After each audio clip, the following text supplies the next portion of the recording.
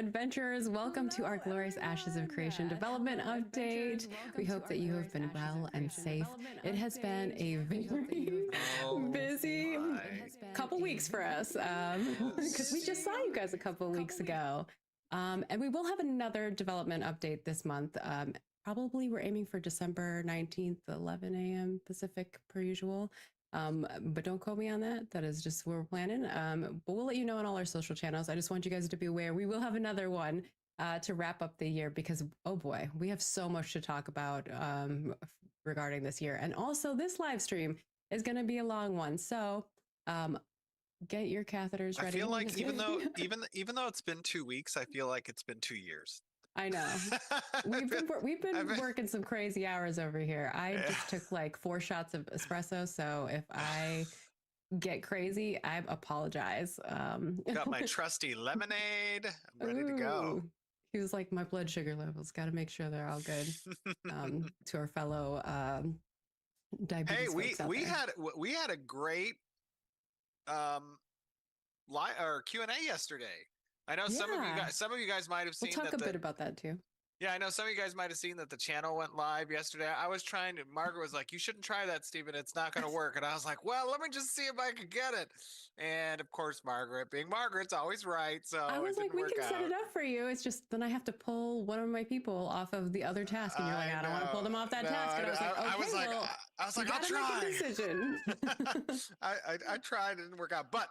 We had a great time on Dusty Y's stream yesterday. Wonderful community, awesome questions. If you guys haven't seen that Q&A, I know Margaret's probably going to talk about it a little later. Yeah, let's just bring that image up on the screen, Kyle. I know that's not the order in which you were expecting that. But my bad. If you want to bring that somebody's bingo just got a cross. There you go. Yeah. The Dusty Y one. So you guys can see this happened on the 4th, which was yesterday. And you can go check it out at twitch.tv/DustyY. I'm sure he's probably going to upload to YouTube too. We'll share on all of our social channels. But yes, we'll talk a little bit more about some of the content creator stuff. But yeah, thank you, Dusty. That was a great interview. Thank you for bearing with us in Stephen throwing a little chaos. Dusty was like, couldn't get his camera to work. And I was like, oh my gosh. It was so funny. I was like, the collab stuff on Twitch works pretty well, but it takes a little time to set up, and then you can create a link that you can collab together, but then you don't need the UI. It kind of like makes UI.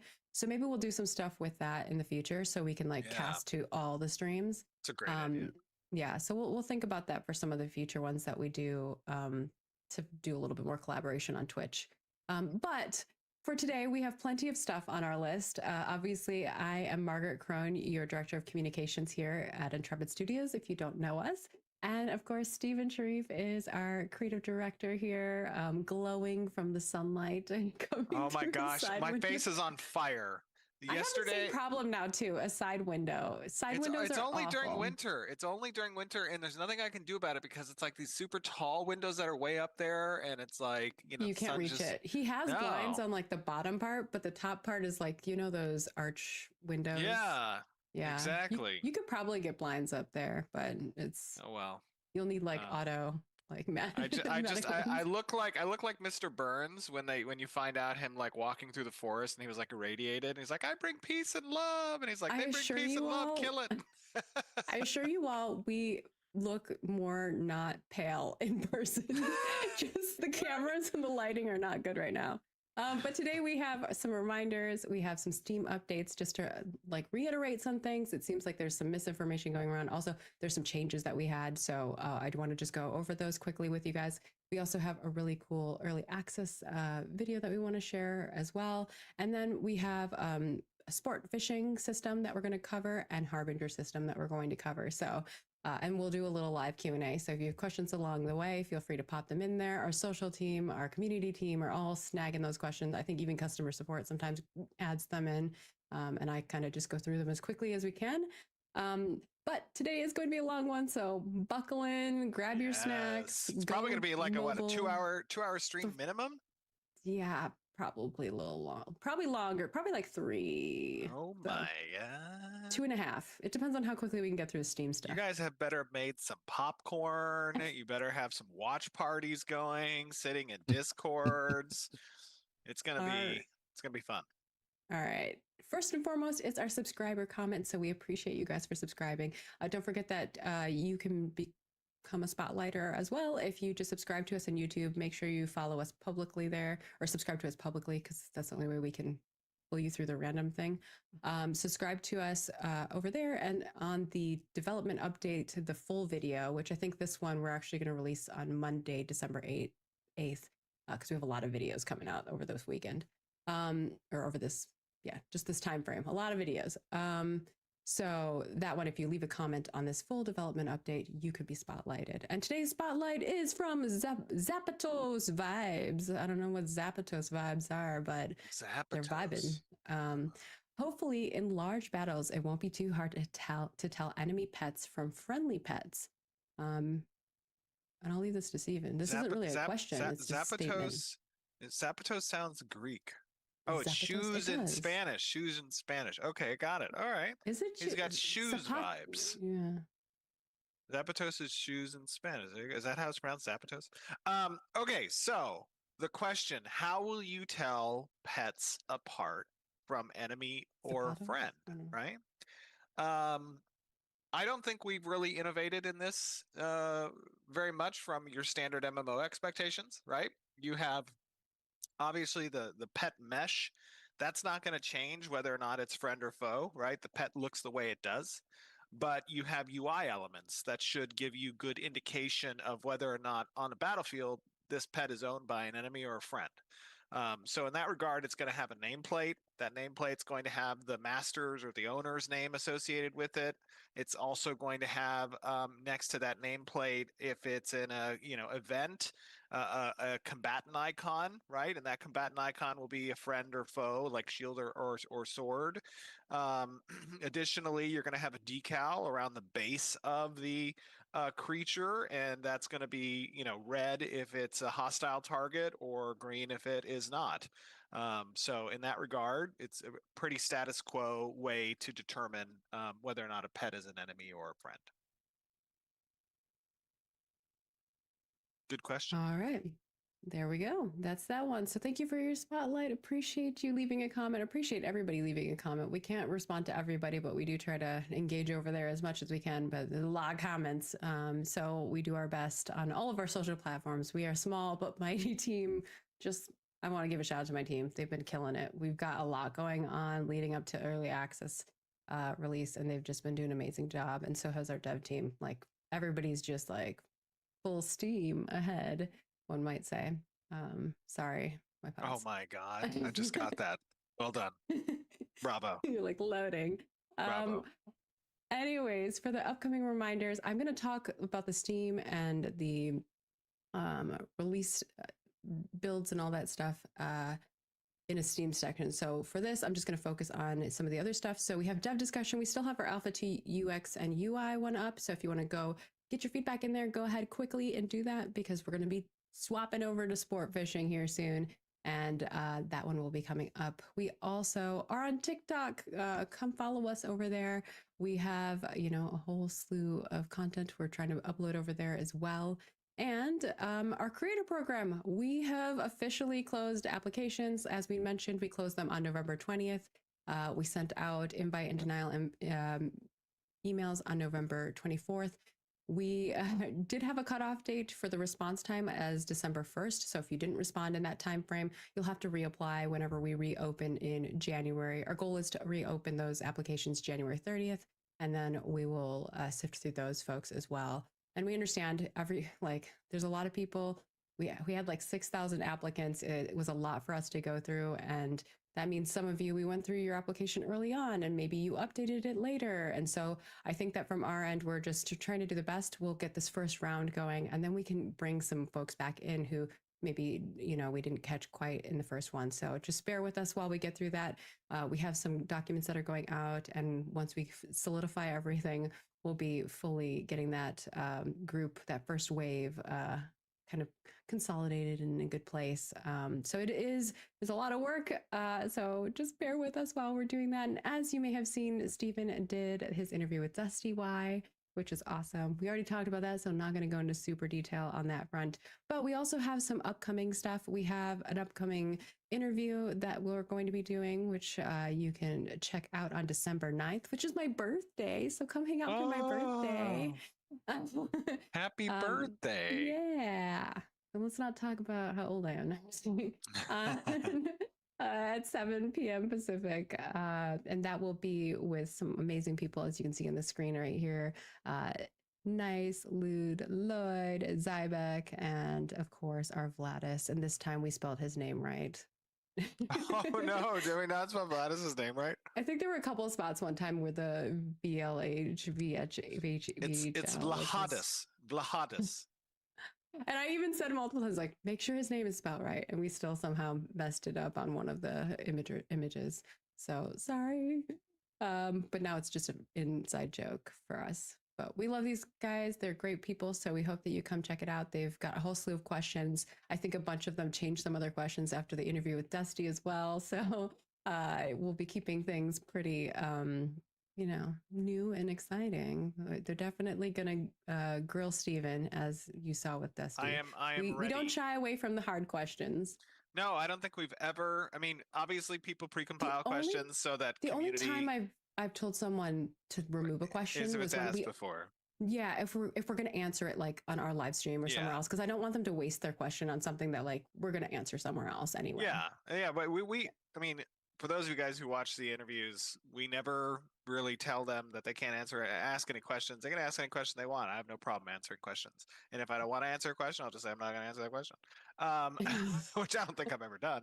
But so, we just make sure that it's not repeat questions. We try to keep it fresh for you guys. So tune into that. I think it's going to be fun. Those guys are obviously all very involved within the community. They play the game consistently. So I think they're going to have some great questions, and you guys will probably get some good answers out of there. Yeah. And of course, we are still hiring if you want to go check that out. There's also, if you don't see a role there for yourself or for a friend, you can just have them apply through the general application. So yeah. That is the update. I see so many people in chat that are like, your headset's on fire. Steven, you're glowing. I just want you to know, later you're going to watch a video, okay? And I want you to remember this moment where you see me like on fire right now. In this video that we're recording, I could not see my screen. I honestly could not see my screen. So if you see me failing at fishing because I can't see the buttons, I can't see the fish, I can't see like where it is, remember this moment. I could not see. Okay, so that is what it is. All right. Remind people in chat. Remind people in chat when they say, "Wow, this guy's a freaking noob." Like, okay, it's not that he's a noob; it's that he was blind. I was blind at the time. I'm just joking around with Steven. All right, now for the Steam updates. The big thing, and I think this is going to be the thing, we've announced it kind of in other spaces, and we updated our FAQ already, but we were going to make a bigger hubbub about this on the live stream just to make sure everybody's really clear. We are fully moving to Steam. That is the big thing. So big news. We're moving to Steam. What does that mean for you guys as users? That means that you will have to play through Steam. If you currently own a package of any kind, so that's any game access, you can now, as of today, link your Intrepid account to your Steam account in your account link section. This is very similar to how you do the Discord Connect. The link is also in our FAQ for ease for folks. If you do !Steam, I think in our Discord, it will link you to the FAQ also. But this is something you can do as of now. We released an update to our website this morning that now allows you to link your Steam in advance. When you get to the page, it will say coming soon though. So like you won't be able to like play the game right now through Steam. But we're at least trying to get things set up prior so that you aren't doing that day of. As far as I know, there's been people asking if they can download early, things like that. We're still in talks with Steam. Normally they don't do that kind of stuff. But it is something that we're chatting with them about and figuring out. But otherwise, we will launch on, the 11th at kind of around our normal time. So I'm not going to give the exact time right now because obviously there's a lot of moving pieces to that. But we will make sure you guys are all aware that we're live through all of our social channels, all of our community platforms and spaces. Yeah, just want to add some additional context and commentary around that so that you guys have awareness. First, big thanks and shout out to Valve for helping us with the direct entitlement. It's not a service that they or an API that they provide everybody, and they provided it to us so that we could have a more seamless experience for our many users that we have who want to play through Steam. And obviously, our web team, our ICS team, our engineering team for getting that up and running very quickly. We saw how And important it apparently they was. crashed the site already, Stephen. Oh no. But that's a good test. This is a stress test. No. Good luck, web team. You're welcome. Oh my goodness. Okay, well, hopefully web team's on that. But just want to say that just want to say that, obviously we know this was a big request from the community, so we moved mountains to try to get this done in time, and luckily we had a lot of positive support. So huge kudos to the team, and thank you to Valve for assisting with us. Yeah, appreciate it. We have very tight deadline, working very quickly. Our developers are all kicking butt. There's a lot of moving pieces that come into this. I think Steve even talked about just fishing and what goes into just making a fish, right? Like there's so many things that happen in order to make all the pieces come together. So that's kind of the big things. But once the website's back up, you will be able to do that. It's very similar to the Discord Connect. So any of you guys who have connected your Discord, it's in that same space. You just connect like you would your Discord, but now it's going to be with Steam. There's a little KB article that goes through the steps as well for you if you need to. And just noting that each unique Intrepid account will require a unique Steam account. I know that was like a big question that was asked a lot. So just trying to make you all aware of that. And then I just want to go over some reiteration of things. Right now, Shoal and Lothario are down, but we do have our PTR testing up. And that is the main focus that we'd like you guys to be testing with us until December 10th. At which time we will come down for a short bit before our December 11th release. So thank you so much. We've had so much testing. We've been coordinating with a lot of folks. You guys have been providing such great feedback, finding amazing bugs. We've been doing focus testing surveys and feedback loops, finding exploits and dupes. I think the site's back up. I see it. I don't know. But all of us have been really appreciating all of the help that you guys have been providing us. We will be launching fully on Steam December 11th. So that means the launcher that you guys are currently accessing will become deactive. There will be a banner up there that, tells you that there's an error that will link you to the Steam stuff. And so it'll be very clear that Steven, you're just disappearing. I bring peace and love. It's very if you're wondering why I'm getting distracted, I'm just watching Stephen descend into it's literally just this month. I'm telling you, it's just December. The winter. Yes, it's just December. That's when it's when the sun does its thing.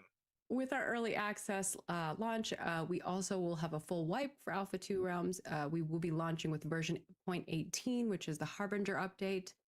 There's a lot of updates, changes, content. It's going to be a big patch, so prepare for that. We will be returning with Lothario and Shoal realms. There may be some other realms that we're going to bring up as well. I'm going to be working with the team. We'll have a couple different articles that will come out leading up to the 11th, and then one on the 11th, I think is the plan as well. Once we launch, that will have more information as well, so you guys can plan. I know some people want to plan which realms they're going to be on, so wait for that information. That will be available, I hope, on the article on the 10th. So I'll aim to try to get that information for you guys a day early so you can start planning. All Intrepid and Steam users will play together. Obviously, you all will have to play through Steam, and the PTR will continue to be used as well. You will get access to both. It'll show as like a sub game in your library, the PTR. So you'll have both the regular Alpha 2 realm for early access, and then you'll also have the PTR that you'll have access to, and that will come up as needed. So it won't be something that's always up, but it'll be something that's up as needed for the timeframes when we need it up. I think that covers the big things. The only other thing I wanted to mention again, because the pricing stuff seemed to confuse people, is that starting December 11th, we will be moving to the early access bundle, which you will have to purchase through Steam. Our website will have a link to that, so you can still get to it from the website, but you have to purchase through Steam. That will be $49.99, and that will include all alphas and betas, and also 1 month of game time that you'll use when we move over to subscription based at launch. So that game time will apply at launch. You're not being charged subscription before that. It is just right now you're paying for the alphas and betas, which will be a length of time. So hope that makes sense. And it'll also come with a cloak. And everybody who currently is an Alpha 2 tester who has already purchased a package, you will also get that cloak. So don't feel like you missed out on that cloak. And then I think harmonized pricing, we already mentioned, is on there as well. From December 11th through the 25th, we'll have 15% off. And we will also have cosmetic items that will be available for purchase as well. This is not something new. We've been very clear that we are going to have cosmetics. These will never be pay to win. These are only cosmetics. These ones will not be exclusive. We'll rotate them around. We can bring them back if people And really they're like not. a certain one. I saw somebody on Reddit was like, "Are they bringing back exclusive cosmetics No, not they exclusive. had previously?" No, we're there. No. That's not happening. We are true to our word there. No pay to win, no pay to convenience. The old cosmetics that were exclusive are not going to be sold again, and these will not be exclusive. So Yeah. be aware of that. And then the third wave bundle will also be gone, obviously. All of that's going to happen starting December 11th. So I just want to be very clear about that. And I think that covers most things. And again, our refund policy has changed as of November 14th to match Steam's refund policy. And I think that covers the big things. I'm just going to go and you finish the stream. I'm going to walk into the light. Take me. But the community team will yell at me if there's anything I missed. With that, I think we have kind of a little intro video we want to share with folks. It kind of introduces early access. So if you're somebody who's new, you don't really know what to expect for early access, we hope this kind of helps set the expectations of what is available. Oh, are we talking about the early access video? Yeah. Yes. Okay. So real quick here. Early access video. We wanted to make sure, and this is going to go up on the Steam page as well, right? As soon as we can get it up there.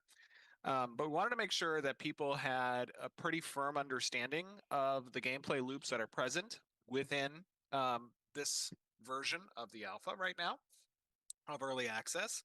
And we wanted to also be upfront about it within the first, few sentences. You're going to hear us talk about that this is an alpha and that there's going to be bugs. And, if you're expecting a polished game, that's probably the wrong expectation. Now, obviously, we all know that not everybody will hear that message. Excuse me. But we're doing our best both on the Steam page to communicate that as well as through videos. And of course, we do it on our development live stream. So Kyle did a great job putting this video together. Kudos, well done. Margaret, love the voiceover. I think you guys will enjoy it. Don't give me grief for the voice. Everyone always says I sound like I'm AI. I'm just trying to make it good. I will also note one more question. So the community team's telling me that people are asking if they'll have to have a fresh download. Yes, you will be fresh downloading through Steam. So you prepare for that. I was trying to make that very clear. It's going to be a big download. Big. I'll see you guys in a moment.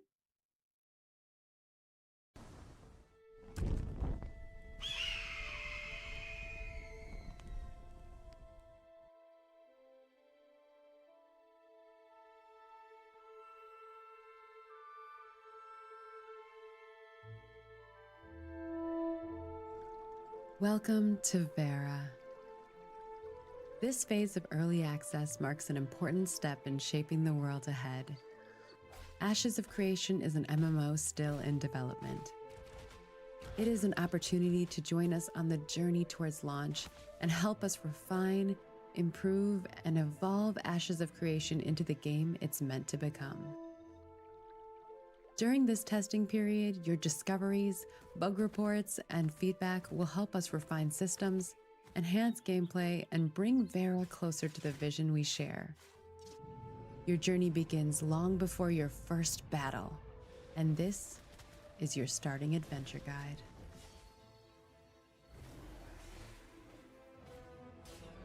Your story begins with identity.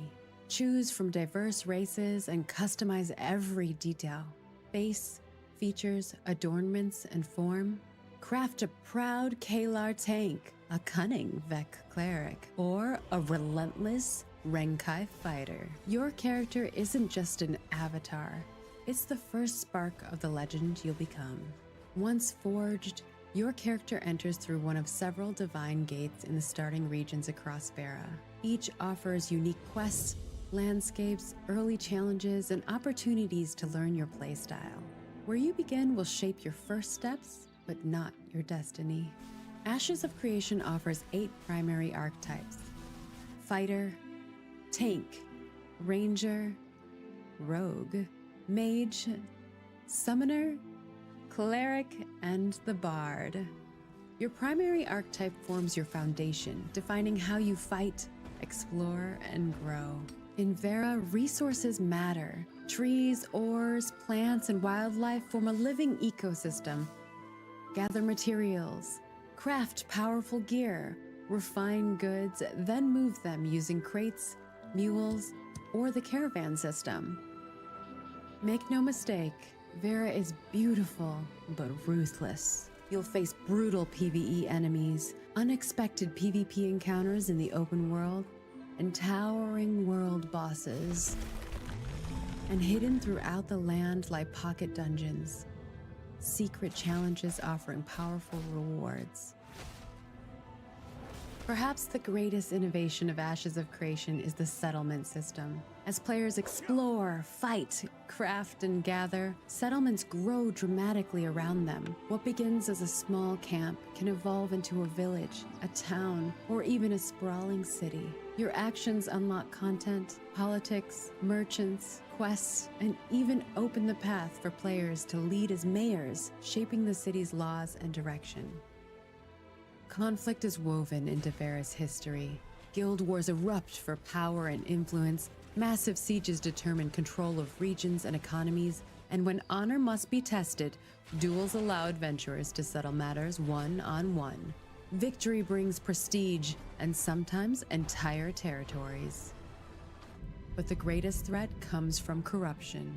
When it seeps into the lands, monsters grow stronger, zones twist, and darkness spreads. Players must rally to push corruption back, or risk watching regions fall into the claws of the ancients.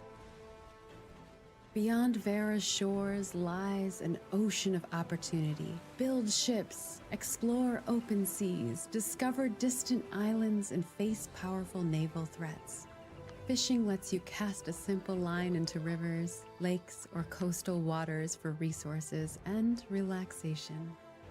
But for those seeking a true challenge, sport fishing is its own adventure. Freshwater and saltwater species demand skills, rods, lures, and progression paths. Some legendary catches require the right equipment and even the right vessel. From a modest rowboat probing shallow waters to a corsair braving the open sea, unique fish await hunters bold enough to chase them. Master the craft and reel in stories worth retelling. Your journey in early access is only the beginning. Every decision, every battle, every discovery shapes the fate of Verra. And your feedback, your bug reports, and the insights you share with us to help us refine, improve, and evolve this living world, together we're building something extraordinary.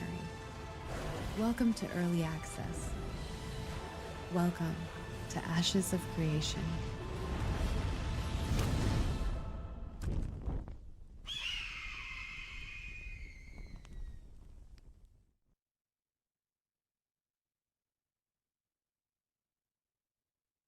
Yay, it seems like you guys Okay. like it. We got some W's in chat. They love the AI Yay. Margaret voiceover. This is too funny. It's going to be a thing now. But hopefully you guys enjoy it. Like Steven said, kudos to Kyle, who did an amazing job of capturing that. There's obviously a lot of, I mean, we couldn't even fit everything. When we were trying to write that script, there's even more content that's not covered in that. So it just kind of, I just have a moment of reflection, and I'm sure Steven does as well, of like, wow, from what we started at to where we are now, it is. I mean, the two of us have been on this journey. I mean, you've been on this journey longer than me, but I've been on this journey for a good amount of time too, and it's pretty amazing to see that come to fruition.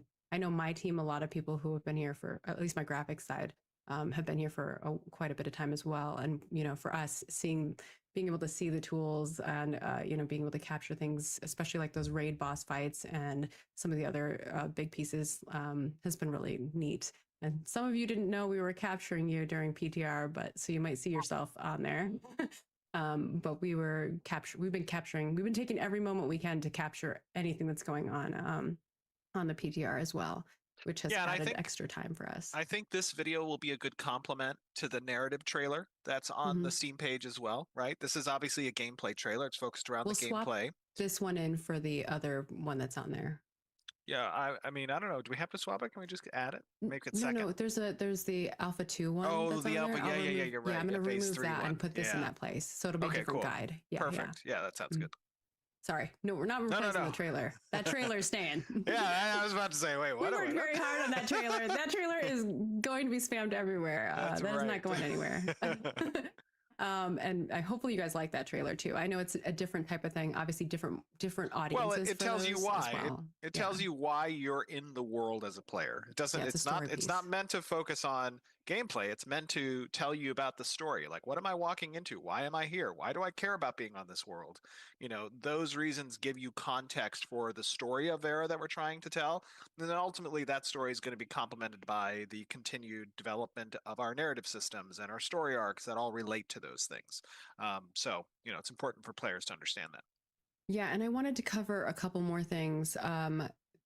Folks were asking about this. This is on the FAQ also, but if you're a Kickstarter pre-order pack owner and you want to upgrade, you'll still be able to upgrade your bundle. We will probably close those at some point, probably end of beta 2, early beta 1. But right now, we'll give you ample notice on that. But right now, you will still be able to upgrade. So in game, you'll see a little shop button. Some of you already have seen it and you're going crazy about it. We've been very clear. We're going to have a shop. It will not be pay to win. It will all be cosmetic oriented. But this will also be how you upgrade your upgrade paths. It'll basically open up like your normal page that you already see for your shop, and you should see all of your things on there and then be able to upgrade from there. So it won't change anything. The only difference that will occur is the purchase payment processors. So the purchase payment processors will be the Steam purchase ones, but if you go to our website and purchase, those will be the website ones. So just as a clear understanding of that. I'm just going to do this because I see so many people saying I need to get blinds. He has blinds. I have blinds.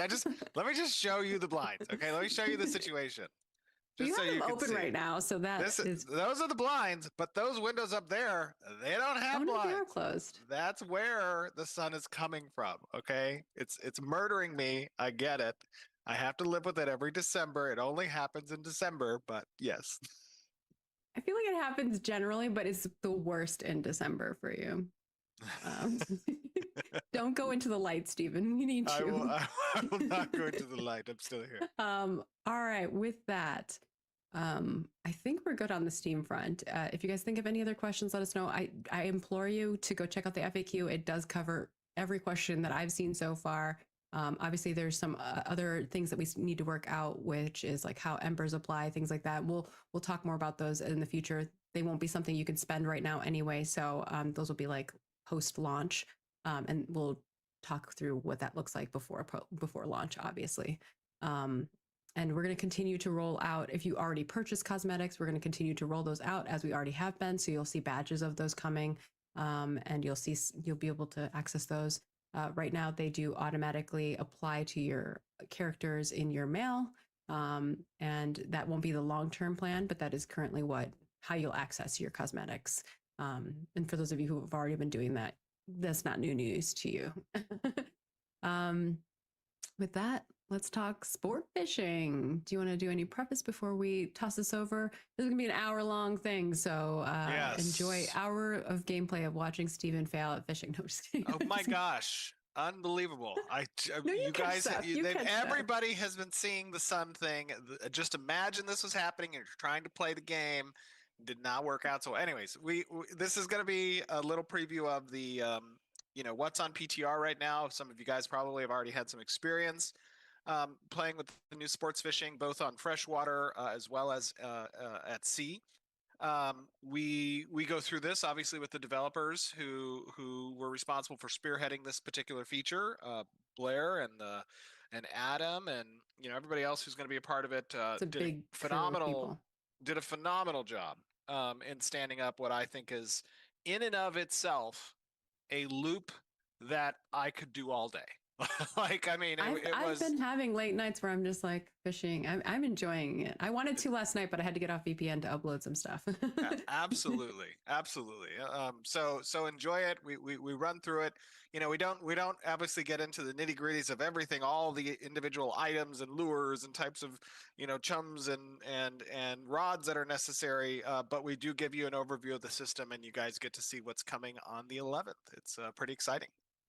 Yeah, so enjoy.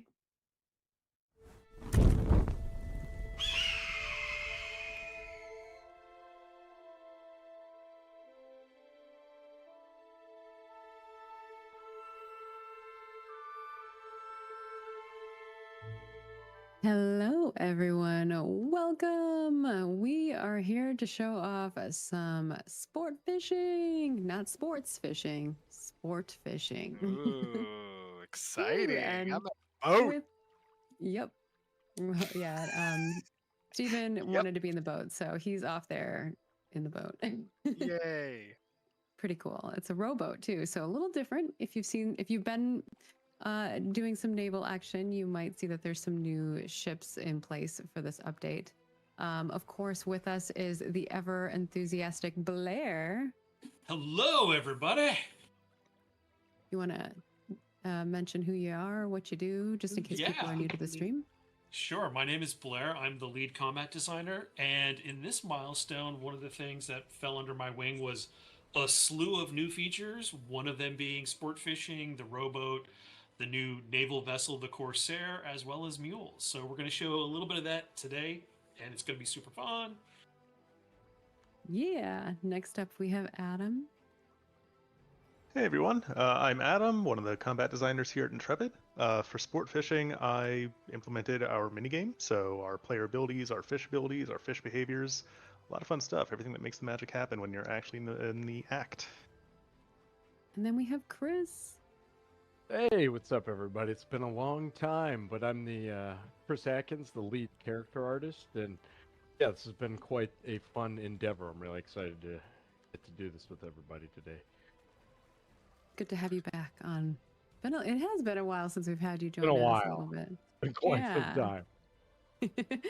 But everyone always loves when you are here. And then we also have Bill. Hello, everybody. I'm Bill Trost, design director here on Ashes. I'm ready to get my fish on. And Fishing. of course, Stephen and I are both here. You know who we are. So let's get into it. I'm going to hand it over to Blair. Walk us through what we're seeing here and what we're doing. All right, so this is a whole new fishing mini game, progression system, everything, and we still have the old AFK fishing, which will feed into the requirements to make the recipe for the chum to activate one of these sport fishing nodes. But we're just kind of going to walk through it here. Where's Steven going? Well, I'm trying to find, whenever I've gone actually fishing, I look for like the little nooks and crannies in the lake. That's where usually the good ones are hanging out. And I'm trying to find, how will I even know where to go if I want to find some fish? Well, so one of the things that you will look for is this giant stack of birds. I'm sure lots of people in chat will just go, "Hey, where's the active nodes?" And someone will say, "Oh, it's near here, here, or here." It's largely a social activity. We love it when people pal together and share boats and things. And you will look for these birds. I found some birds. And these aren't the birds that peck at you and kill you, which is a lot of players will be happy to hear.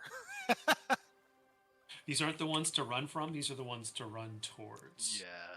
Yes, we did not source these birds from the anvils. Oh, thank God. You should have. It might have depopulated them a little bit. Yeah, we should throw a couple of them in here. And you can see all of us coming out on our rowboats now. The rowboat is one of our new ships. It's the smallest one. It's not quite a naval one, but it is a 2 to 3 passenger boat, and it's pretty sweet. It's got a limited amount of uses. It looks cool. I think the art team did a fantastic job on this thing. I just feel great writing in the rowboat. And But it And looks so everyone cool. will I be mean, able when to you, craft it, right? The recipe will be. You Yep. don't need to do anything to attain it. in fact, our Easily director of accessible. production is trying to do everything that he can via rowboat in this next character that he's making. He's calling it his Tom Sawyer adventure. It's pretty funny because the rowboat is just fun to ride around on. it really but- is. And it's fun to watch actually a whole bunch of people riding around in the rowboats. We had a few of the tests on PTR where I just saw literal legions of people in rowboats. It was awesome. It was really cool that first play test. So one of Once you get your boat, what is Oh, the okay. next step? So one of the things you're going to notice when you come out to the node is there's a bunch of fish in the water and the water is still clear. This tells you that this is an unchummed node and that it is not active. That means you won't be able to sport fish from it. So what you're going to need to do is craft a bucket of chum and then chum the waters. And it does take a lot of resources to craft one of those, but that's because this is a communal activity and only one person needs to do it. So you could be like, hey, I got this pitcher of beer, you get the next one. So share the workload. Steven's over there dancing. Wait, am I supposed to be chumming the water? I'm Who's sorry. I thought chumming? this is how you wanted me to chum. Yeah, I thought I'm Steven's getting the gonna fish chum. excited. He's getting This is just chummy like rail over there. fishing. Yeah, Yeah, you get your exactly. one crazy buddy. Yeah, it's all good. You have your one crazy buddy. Okay, So why don't you go a ahead lot of and fishing chum too, it for Chris. us, Steven? All right, so I got chum is an item. Obviously, it's in my inventory. I see here. I have a couple of options with chum, and we're doing freshwater, so I probably want the freshwater chum as well. Let's see if I can find the chum. Where did I put? There it is. Okay, here we go. Freshwater chum. I found it. Yay! All right, so I'm going to consume this. Yep, just go ahead and click it, and it should throw. There you go. Oh, we did it. And you'll notice the water starts bubbling as the bait fish below start getting really excited. Ooh, they're in a frenzy. The bucket it's- throwing looks so cool too. I love it. It's pretty There's cool. little And you'll splashes of notice meat. if you go to your map now, there will be a little node there. It'll tell you how long this will remain. So it should say something Oh, like fishing 59. grounds. For like an hour. I see fishing grounds. I don't see the duration though. On the Uh, mini If map you or hit the map? Open Regular map. Yeah, your regular map, not your mini map. Got it. There you go. Found it. And you'll notice there was another fishing node that was a little bit down the road, but it hadn't been activated yet. But what you're going to do Oh, is okay, cool. you So, might- so real quick, for that hour after the chumming, during that hour, anybody who is at this location can participate in leverage that chum event. correct. Cool, very cool. Yeah. So like I said, it's just, Man, I we got wanted one this to be a social activity, and the cost may seem expensive on crafting one of these chum buckets, but again, it's you can pool the cost. All right, so I have a pole equipped. How do I access the pole? So what you're gonna do is in your skill book, there's now a button called Sport Fishing, and you are gonna put it on your bar, and then you're gonna press that button, and then you will go into a phase. It's in your fishing section. Yep. You're gonna put it on your bar, and you're gonna notice that's lit up now because we are in an active node. If you're not in an active node, that button is grayed out so that you know if you can do it or not. All right. When you click the button, it's going to give you a targeting reticle, and if you put it on someone else's boat, you're not allowed to cast on another boat. You're not allowed to cast to. You'll notice it goes red if you put it on somebody else's boat. See the two dead fish? Yeah, look at that. That's cool. Yeah, the artist had a little fun with this one. And go ahead and cast. And now you go into a mode where you're trying to hook a fish. So this can take up to 2 minutes, but you got one right away. I've hooked a small fish. Now what you have to do, why don't you explain to Adam how the minigame works? You have to face it, Stephen. Okay. You'll notice your buttons there. Adam will explain it. Yeah, that fish is on the run, and that's what these fish are going to do, right? This is not AFK fishing. This is not clicking and waiting for something to hook and then just picking it back up. Yeah, you are in battle with that fish. So if you want to hook another one, you're going to see those buttons that appear. You've got a dedicated fishing bar. It's going to be kind of in the lower right of your screen. And you're going to want to pay attention to the icons that are on those abilities. They'll correspond, left, right, up, down, then kind of like a little circle. Those correspond with the abilities that the fish itself is using. You can see right now it's using that ability that has that circle in the lower right. That's currently assigned by default to your num0 key. And what you want to do is you want to match the abilities that you have to the ability that the fish is currently using. And the reason why you want to do that is because two things. One, you want to exhaust the fish, which is that yellow bar, so that you can actually catch it. Until you do that, that fish is going to stay alive and it's going to keep running around. But you also want to prevent the fish from escaping, because the fish, they have their own victory condition as well, which is your loss condition. That's building up these stacks of tension. That's the red icon that appears on the right-hand side of that endurance bar. And if that tension reaches 30 stacks, that fish is gone.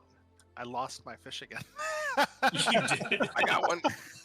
Yeah, so the challenge of the game is a little bit in reaction time, right? The slower you are to react, the more opportunities the fish has to get out of range, and the more opportunities the fish has to build those stacks of tension. Okay, so when I catch the fish, I have a hotbar that populates. Obviously, it does correspond to default keystrokes, but can I click that hotbar as well? Yes, you can. All right, let's see. And this is the hooking phase, so you may hook it, but you may not catch it. Let's take a look. Let's try it again. And you have All to stay facing it too. Yes. So there's two kind of just general ability use conditions that can also affect your win-loss. The first is line of sight, so you do want to make sure that you keep that fish within a general, line of sight cone of yourself. And the other my is hotbar. range. My hotbar went black here now.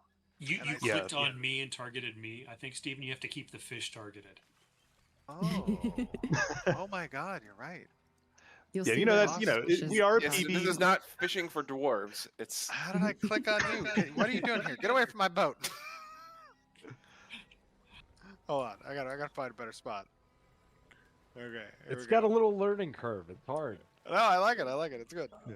And we have talked about, there are still some improvements that we want to make to targeting behaviors to make sure that, if you do lose your fish target, you can pick it back up pretty easily.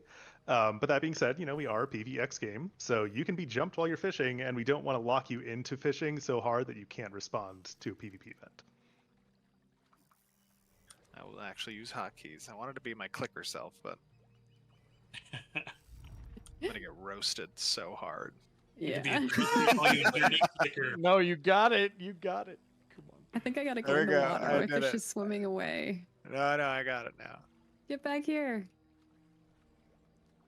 Adam back wants here, to add fish. tangled fishing lines, which seems absurd. Oh my gosh. I need to move my boat. Oh, I I like the anchored. tangle. My fish got away. We didn't show the anchoring either.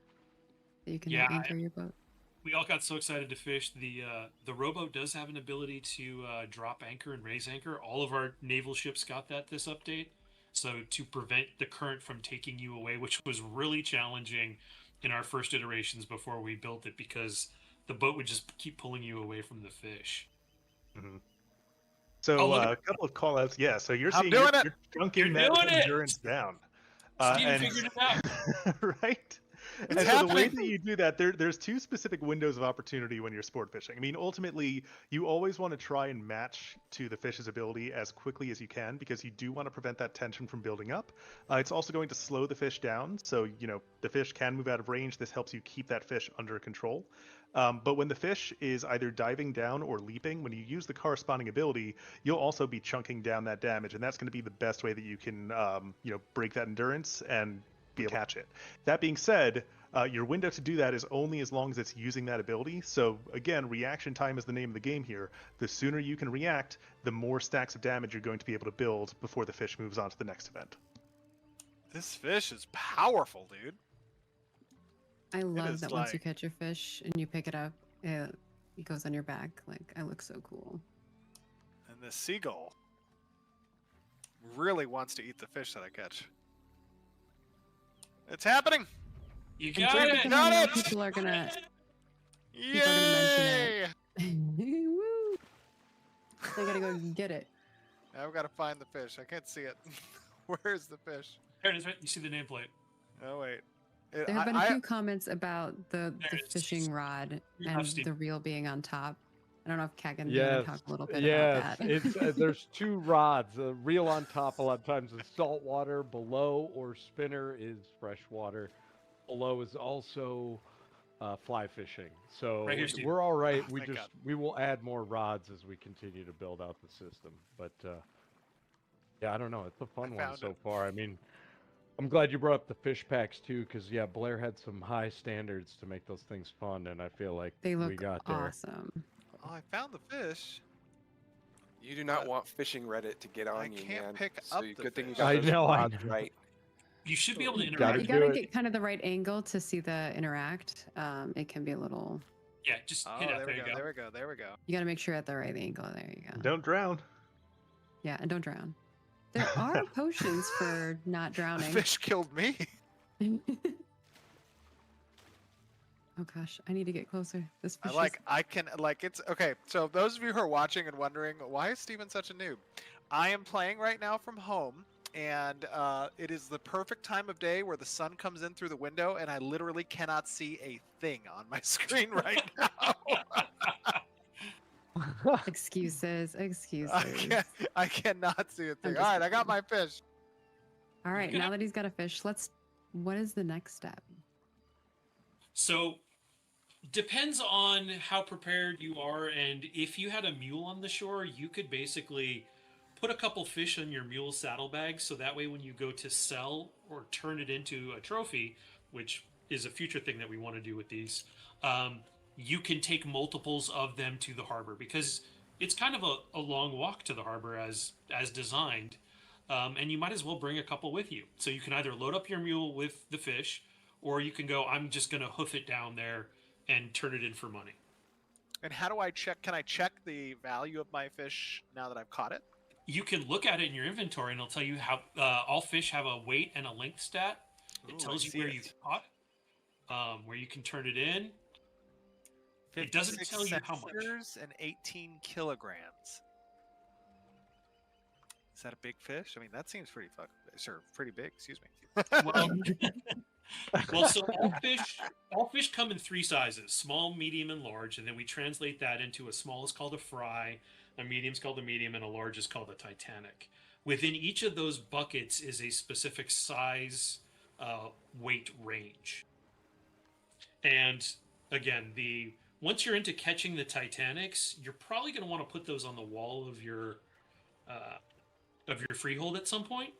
Yeah. So at that point, you're going to want to save your biggest one. So it'll be a little like, I caught this fish and it was this big. Ooh, Now, I got my fish on my mule. So players who don't have a rowboat, these fishing nodes that are located within these freshwater, lakes and whatnot, can you fish while just, floating in the water? No, you No. can't. So you must have a rowboat. Correct. You can get on Or someone a else's friend. robot. Or the what best about- boat what about ever. my- Yeah, my- friend's my- boat. My lake mount. Oh yeah, what about your lake mount? Can you fish from the back of a manatee? You Not at the cannot moment. fish from the back of a manatee. Oh, future, You can- future release. Yeah. All right, you can, I've got my mule. Did you All right. fish on there? No, I'm putting it on Yeah, right I now. put Okay, it in- I see it has a saddlebag crate location. Oh, there it is. My mule has my fish on it. Look at that. I've done a great packing job too. Holy smokes. And so now, Yeah. Steven, we got to get from where we are and walk all the way down to the harbor master. Do you see that Ooh. to the southeast? Oh yeah, let's go. All right, let's go. Is it far? Yes. The question of do I see it? I see right now glare. That's what I see. You're going, you're going the wrong direction. My face is on fire from the sunlight that's beaming into it, and I can see. We'll go nothing. basically around this lake and then towards the river. But I think Blair is going to maybe speed things up for us a little bit. Ooh, there's a Alright. bear. And I'll use this opportunity to tell a couple more things about the system. So there is a progression to the fish. Oh my God, they The- want my fish. Don't give them your fish. You've got the very first fish, you've got walleye, and then you have catfish, and then you have pike, and then you have gar. And that's your 4 freshwater fish that you can catch in the various 3 sizes. The lures, there's 6 different kinds of lures, and they will be craftable. The more expensive ones have a better chance to hook not only bigger fish, but the further in the progression, so the pike and the gar. And the reason you want those is because when you go to turn them in, they're worth more money. The lures right now will be sold by the sport fishing vendor at the in the harbor, or if there is a level 3 settlement cookhouse, you will have a sport fishing vendor there as well. So this is a considerable method for earning wealth in the game. Absolutely, this is one of our bigger faucets. The sport fishing basically results in money or cool trophies at this point. The systems team in the future, I'm sure, will fold in needing. This is the definitely sport bear fishing. country. Yeah. Yeah. Watch out for the bears. I can Luckily, smell I think we're all higher level than the bears. I can smell smell the your fish. catch. Yes, I just they smell like can. chum because I didn't catch anything. Oh, you didn't catch anything? Nope. You know, I don't know if the bears actually mind. Maybe they're full. This is a fruitful area. They've eaten a lot of fish already. It's okay. That's You caught a true. fat catfish, not a salmon. Oh, that's true. Yeah. Bears and cats don't get along very Oh, well. did I miss you guys? You guys are going that way? Oh, I don't I- know. where I to can't go. even You can see take where I'm that way. going. Steven We just can sees go that glare. way. He's That's going in right, yeah. circles. I see glare. We can go that direction. We can go down that road. Just Steven's follow the back light. at the I was beginning. just going along the river. So Blair, obviously these crates, these fish, they yield gold now, but long-term intent is going to be also a variety of turn-in locations and different vendors or NPCs that might receive these crates for even unique materials that are required along certain crafting paths. That's something that we're going to be looking at in the future as well, right? Yep, yeah, absolutely. I mean, there's so many things we can do with these, just to, because everybody enjoys fishing in an MMO, right? We didn't start out with that, but that's a good point to bring up. Is like one of the top things that people ask is like, oh, what's the fishing in this MMO? And we have one of the cooler ones because this is a cool action mini game that's just awesome. At least I think it's awesome. Y'all can chime in. No, I think it's great. It's very fun. That was, I mean, as soon as I can see it, it looks great. Skeletons, minotaurs, and bears. Oh my. Are you going to summon us to the harbor? Oh, I absolutely can now. Oh, Okay. should we summon on the mounts? Are we good on the mounts? Oh, yeah, we should get off the mounts probably. Should we get up? Yeah, on the you thought- mounts? I you'll wasn't probably sure if want it's to ready collect yet. your fish from your mount, but it should carry through on a Oh, yeah, summon. yeah, yeah. Oh, Yeah, yeah, make let, sure me, to- let me grab it. Oh yeah, Look how I cool got I it. look with my fish. There we go. All right, now grabbing it from my crate. Yep. Perfect. There it is. Yeah, we right now I you wanna have see. saddlebag 1 and saddlebag 2. You have to know where they're at. Oh, Bill, where are you? Alright. Cheat and give yourself like the ginormous fish just because it's hilarious. I want them to see it. Now, did right. we Let's all go to catch this the guy. same kind of fish? Did we all catch the We catfish? all got catfish, yeah. And that's everybody. because the resource node itself was specifically catfish. No. It Oh, was okay. you guys just rolled catfish. We could. I get had a stuff. pike on, but I lost it. Yeah. No. Oh no. Ooh, we're at the harbor. All right. Now we will sell our fish Ooh, where do we sell our fish? over this way, I think. No, you can put them in the storage clerk if you want, right? Or sell them to. I think I'm gonna put them in. This the sport fishing vendor right here. He's all things fishing. Oh, back. Yeah, if you want to. Blair, what is that fish on your back? This is a Titanic gar. What? Let me see. Show me. Oh It's my ridiculous. gosh, dude, that thing is huge. Can you jump around? Does it like flop around when you're jumping? Not right now, I don't think. We've got floppier boys. And then Bill over there looks like he has a Titanic pike. Whoa, these They're are so cool. cool. Chris, great job on I these. I These caught things Yeah, look appreciate awesome. it. all on my own. Yeah, the whole You know, team did great. How many of these My did you favorite make, is the Chris? seahorse. Oh man, I think there's 3 sizes per fish. I think we have 8 fish types. So yeah, Yep. we made 24 different crates. So Pretty. Wow. pretty fun. I mean, yeah, all the artists pitched in. I think everyone made a fish, and then yeah, we just had fun with a kind of generic crate, and then we just keep moving the straps around, right? That's It awesome. was a good time. Yeah, I think Yeah, I my love direction was make them comically large, and Yeah. they Yeah, delivered. I got money yeah. from the sport I fishing had fun vendor. working with Blair. We made them What's the other ones comically doing? large, and then we decided that they still weren't big enough. I made money as well. Hooray! Steven did the loop. put this I in did there. it. So now I you would go somehow back. did it.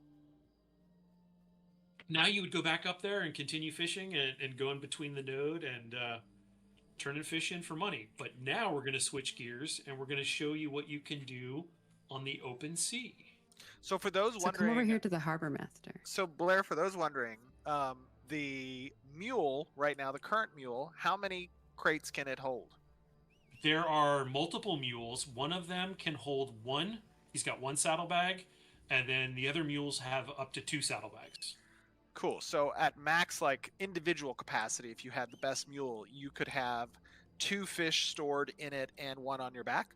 Yep, you absolutely could do that. Oh, okay, that's cool. So That's that way awesome. you just basically optimize your travel time. Awesome. Now, obviously, freshwater fish.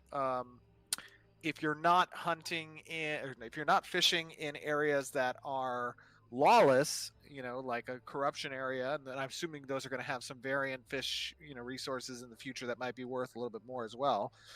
Or if you're not out at sea, the freshwater fish, I would assume, sell at a generally lower cost because there's less risk involved. Correct, at a much lower cost right now. Got it. And then the saltwater fishing, which we're about to take a look at here, this is obviously the open seas are lawless territory as well. There's danger there, right? People can find you, they can murder you and take your haul without any corruption repercussions. And as a result, this can be a little bit more dangerous, and those are valued much higher. Correct, those are way more lucrative.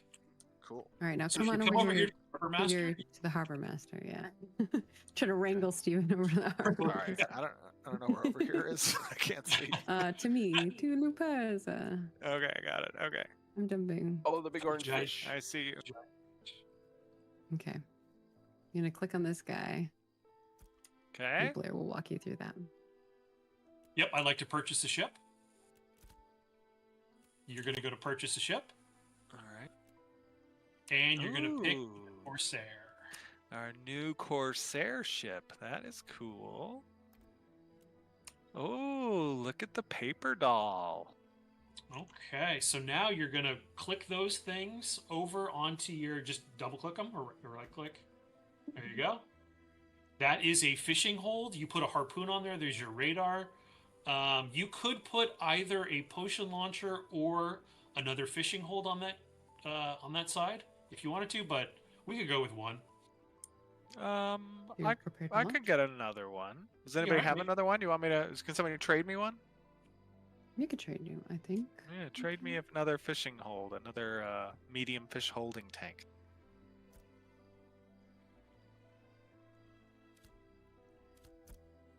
Okay. Sweet. Thank you. There you All go. right.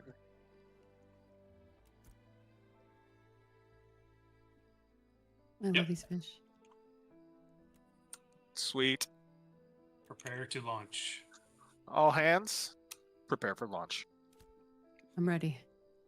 Okay, you should have in your inventory. Now you can come over. I found like I had to go near the bottom of these rocks, but you might be able to place it out there. Let's see.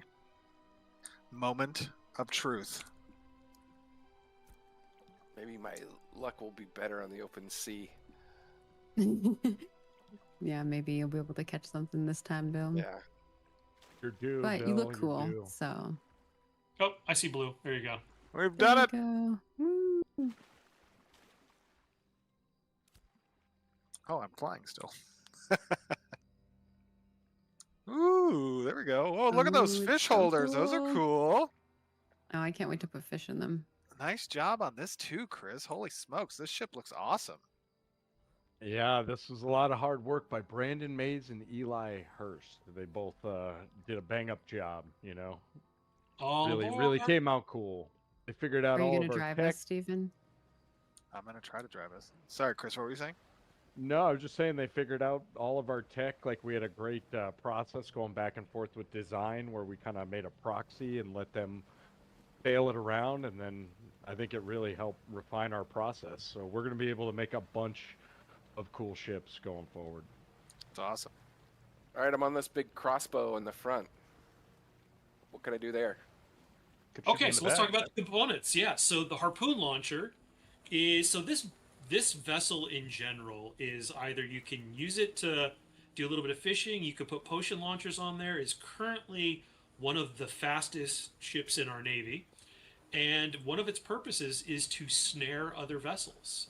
So the harpoon launcher will fire harpoons, and they will embed in other ships, and for each harpoon embedded in them, it will slow them down. And you'll see a little drag bag coming from the back of it, floating, keeping them snared. Now, on their boat, they can interact with that harpoon and yank it out of their ship and basically dump it back into the ocean and remove the snare effect, which is pretty badass. Should we anchor here and do some? But can I harpoon Adam here off the No, front of the you boat? Oh my gosh, Stephen! Oh. What are you doing? Ah! I'm just gonna hold on, everybody, hold on. I can't. This is warp I got speed. kicked from the ship. We've engaged warp drive. We're Bats. wait for it. Wait for it. We're just gonna make it right over here into the little tropics. And we're good. Okay, perfect. I got kicked. I'll have to go back to you guys. And Okay. we're now in the open seas. So Bill's got the harpoon launcher. These fish holds clearly will hold fish when we catch them. Steven is at the helm, and part of one of our other new components is this radar device at the back of the ship that Chris is currently on. One of the benefits of having a radar on your ship as the helmsman or captain is you'll notice on Steven's screen he's got a radar in his mini map, and if he were to press M, he would have it on his map as well. And Oh, other cool. boats will show in there as well as sports fishing nodes. So that's how you will find other ships and or places to fish. Yeah, I'm basically in the Sick. crow's nest. I'm looking out. I'm looking for spots. Well, the crow's See- nest do you is see any something that fish? will go into other ships, actually. Oh What? yeah. Yeah, That it's one's up at the bro. top. It's up here on the top. Yep. But again, this is at the smaller end of our naval vessels, but we had to start somewhere. I'm looking for any fish. Now, well, that'll show up on the radar. You said. Oh, I see birds. Yep. Yep. That's our Come sign. Go out. back. Go back to the birdies. So you also notice on your mini map Oh, you have yeah, there they are.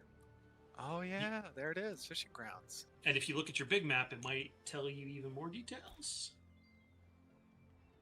Fishing grounds use chum. Who's Okay. paying you for can this anchor your round? ship. You see I the also anchor have chum. option, Stephen? I see anchoring. Yes, I have a drop anchor to prevent Yep, movement. You can plunk. Should we anchor here? Yeah, look at all of. I think this is the place. There's birds. Yeah, there's you can anchor fish. your fish. Yep. Done. All right, we're anchored. I don't You- have you any gotta chum it up. saltwater chum. I have saltwater chum. Okay, hold on. Stand by. Freshwater chum, saltwater chum. Here we go. Give me some chum. Chumley. Nice. Ah, excellent. We've I love done this it. one. Thank you. Thank you. Woo. I want to fish off the edge of here.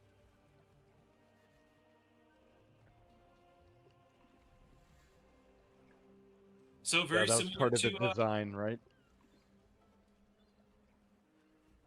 very similar to freshwater. Go ahead and fish it up, Stephen. You know what I need? I need one of those the slingshots, the slingshot poles. You know what I'm talking about?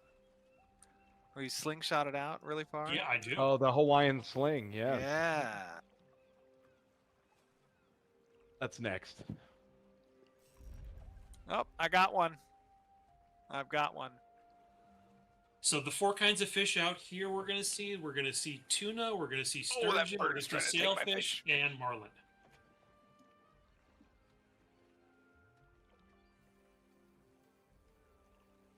Oh, I'm doing some damage. Nice. Ooh, I just saw that your fish jump. It's a sailfish. This guy's gonna have a. I think it's gonna be cool. I got a tuna. Yeah, I love what the artist did with the animation on the leap where they jump out of the water. Like right there, look at that. Oh, that looks so good. Yeah, a lot of this was like, where can we push it visually? And you're like, that's one of the moments. It was like, nope, make it leap higher, higher. Oops, sorry. My fish is going crazy. Yeah, Leap was one of those nice places where we were able to afford some differentiation in the fish sizes too. So, normally we don't want the fish to move too far away based on their size, and you don't want the large fish to be so much more powerful that, they disrupt the core of the minigame. But when they're just staying in place and they're leaping into the air, we can push that as far as we want to. So the big ones, they will go high. This tuna's going nuts. Where's your F to interact, Steve? Oh yeah, I see your tuna I don't over there. know. I'm crossing I you don't up know. with the marlin. No. My tuna's going So crazy. Blair, my So- hook's been in the water.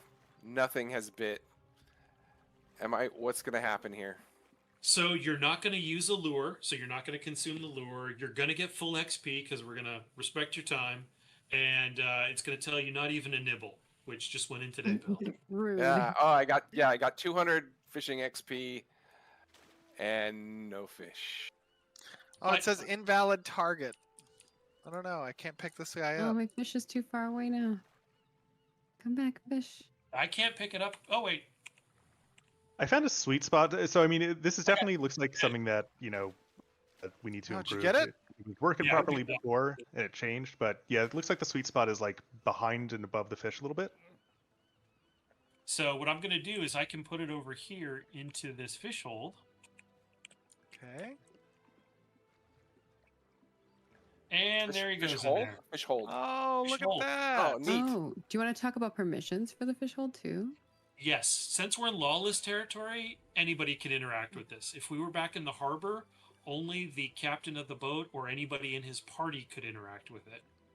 Where did my tuna go? Did someone steal my Okay, tuna? cool. So somebody could ninja onto the boat if you didn't see them and steal it?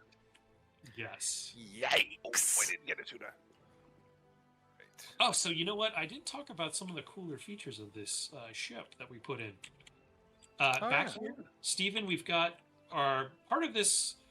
The reason the old caravel didn't work was it was so hard to get onto. So we actually made ladders this milestone. So you can F to interact when you get close to one of these and just basically latch on to those nets and crawl up. Mine popped me to the top. There you go. See, I'm crawling up. Oh, yeah. Yeah, the animators again coming through on a crawl animation for us. And then at the front of this ship, there's also a ladder in the water that you can use to climb back up. Oh, I'm reading the globe as well. So you can have the captain watch the map and another person on the boat. Yes. Yeah. And that'll display enemy ships as well, right? Or just other ships? It will just any other ship and the fishing notes. Nice. Ooh, I put my fish in there. Oh, And one of the so cool. cooler things I want to call out was because of all these sails, they kept getting in our way when we were fishing. So if you zoom out a bit, you'll notice that as your camera goes through the sail, it no longer occludes your camera. Nice. Yeah, that was one of the like, I can't see my character. Can we do something?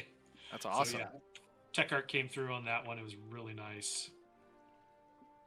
And Really then you happy. kind of with the way rinse the ship- repeat, right, Blair? We take it back to, we sell them again and then go back out. Mhm. So yeah, now that's the loop here. Is we'll turn around and we'll sail back to the harbor. Hopefully. Oh, hang on. I'm about to get a critical catch. Ooh, What? Hold on, I'm Critical. just drowning getting my marlin. Here it Alright, get comes. it. Oh, I've got I a see critical it. catch. Oh, there's my marlin. You landed on the oh man. Yeah, so for those players who are wondering, why do I have to swim out there and catch my fish myself when I've got it on the line? Well, the answer to that is we want players to be able to PvP you and steal your ship. But if you know how to do it, you can get the fish to come to you in what we call a critical catch event. And so, Steven, I know you're currently fishing, but I'm just going to leave this Yes. marlin on the deck here so you can see that Oh my gosh, we pick actually it up, brought the Steven. marlin to me. Pick it up. It's so cool. Okay. Wait, where am I going? It's over here. It's in the back of the ship. Oh, with sport fishing, you can move around when you have your fish on the line, Steven. So Oh. you can WASD. Nice. Oh, that's awesome. We're on this side. We're the big fish. Yeah, it's great. You got to move around the deck to keep it in sight, you know? Oh, that is a massive sailfish. What is that, a sailfish? Pick it up. Pick it up. That's a marlin. Yep, Oh, that's marlin. marlin. So we got that critical catch, so it actually flew out of the water and landed right at my feet.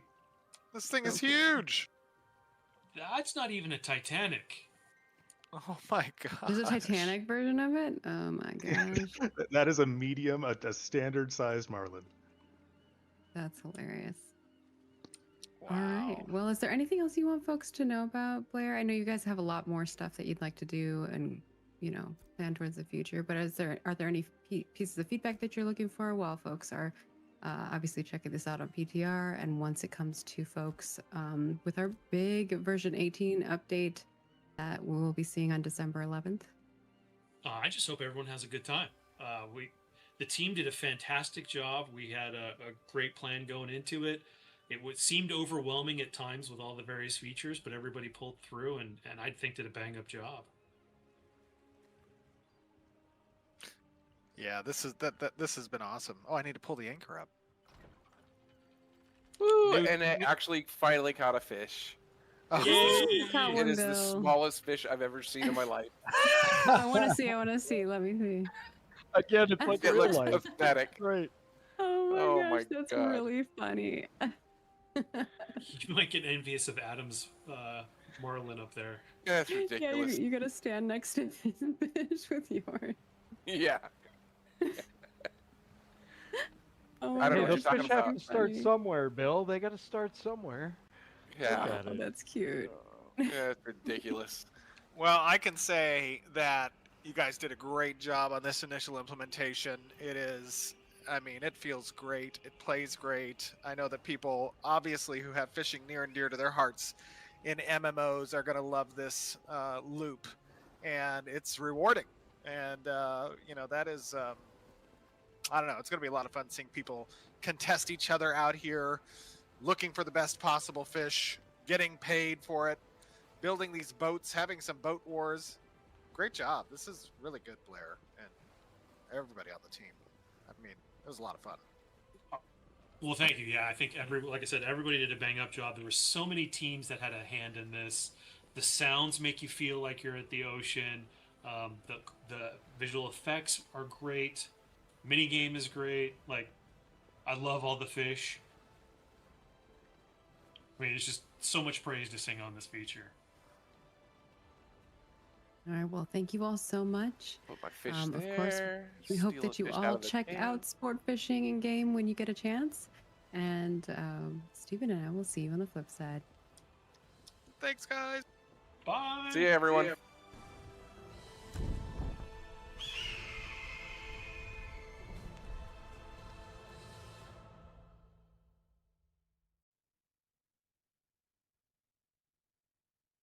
Hello. It seems like those of you who enjoy a good old fishing side quest like it.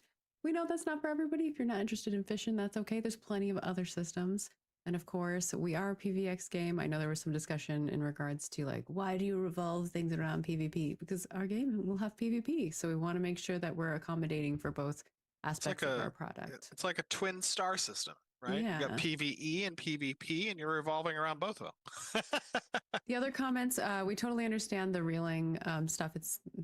I don't know if you want to talk a little bit more about that. Yeah, Steven. I sure. know Yeah, they're absolutely. working towards doing changes. Yeah, a couple of things. So saw some commentary around the value of the freshwater fish. Obviously, that's a much safer environment, a lot less risk in order to just snatch, gold out of the environment, right? So we need to make sure that that's balanced appropriately. But like all things balance, we're going to be tuning. So that's something to keep in mind. And then I saw some commentary around, why go out and pick up the fish? Well, you heard Adam answer that. We want to be able to kind of try and instigate PvP. But I will say that, even internally, we have Margaret, especially, is talking about every time I've been fishing, I want the fish just to appear on my back. I'm sure Blair is annoyed by me, but every time I fish, I go, I would like to reel this fish in. So just be aware, this is the first introduction of the revamp of this system of fishing, the actual intended, gameplay loop here. And, there's potential for us to iterate. So the whole point of this is to get your feedback.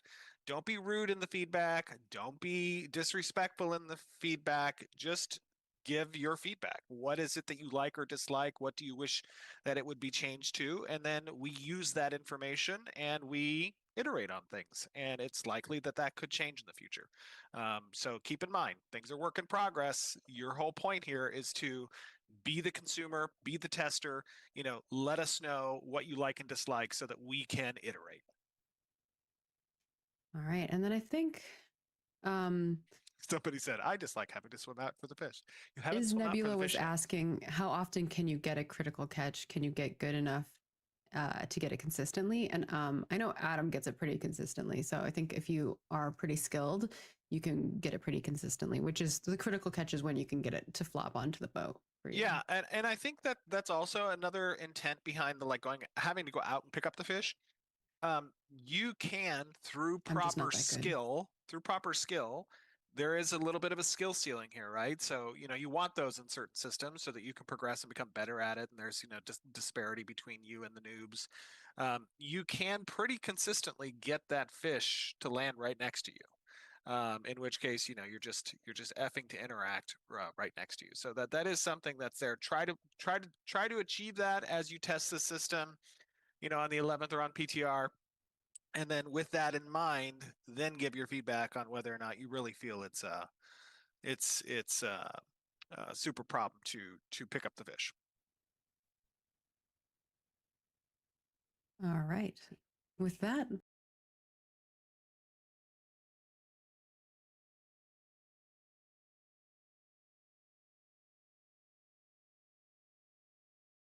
Let's hop on over to the next thing, which is the Harbinger system. Steven did a lot of cheating. Steven's a cheater.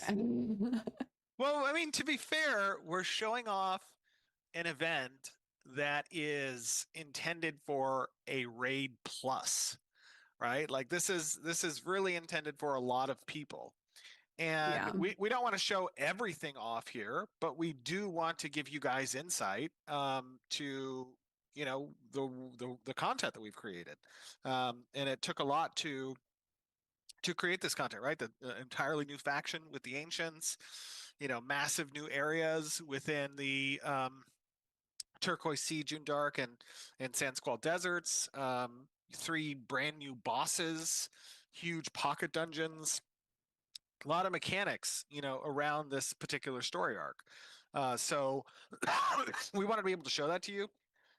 Please be aware, I cheat like a crazy person in this video. It was pure chaos. I've run through this event many times and done this raid many times, and this was the most chaotic run through I've ever been in my life. Yes. Everyone was aggroing everything. I'm like, poor Scott trying to tank is just like, what is happening?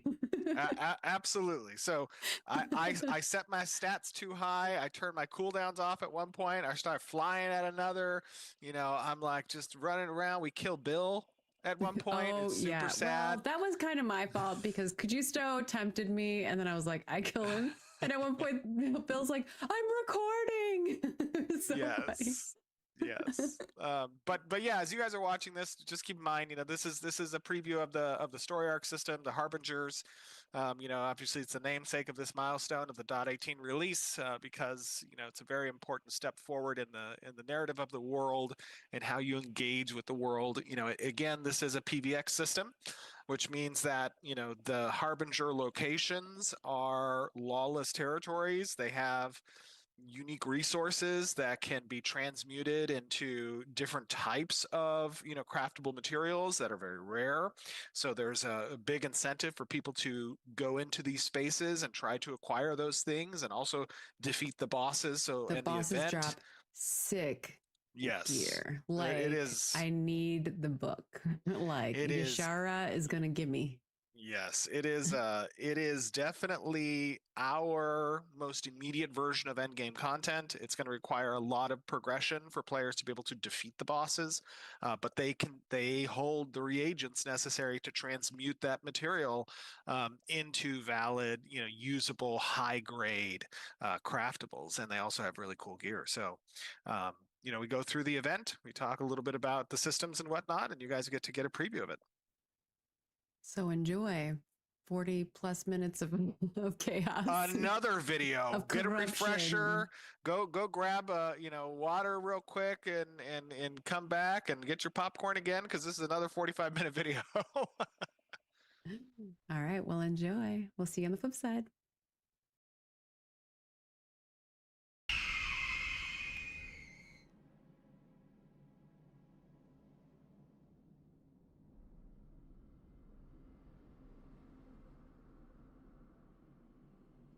Hello, everyone, and welcome to our Harbinger update. We are going to be talking about one of the first story arcs you will get to experience in Ashes, and it is going to be an exciting stream because it's going to be about the ancients and how they got here.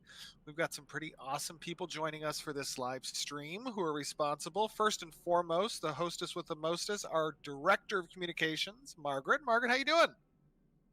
Woo, I'm happy to be here. I did not get to make this, so I did do a quest.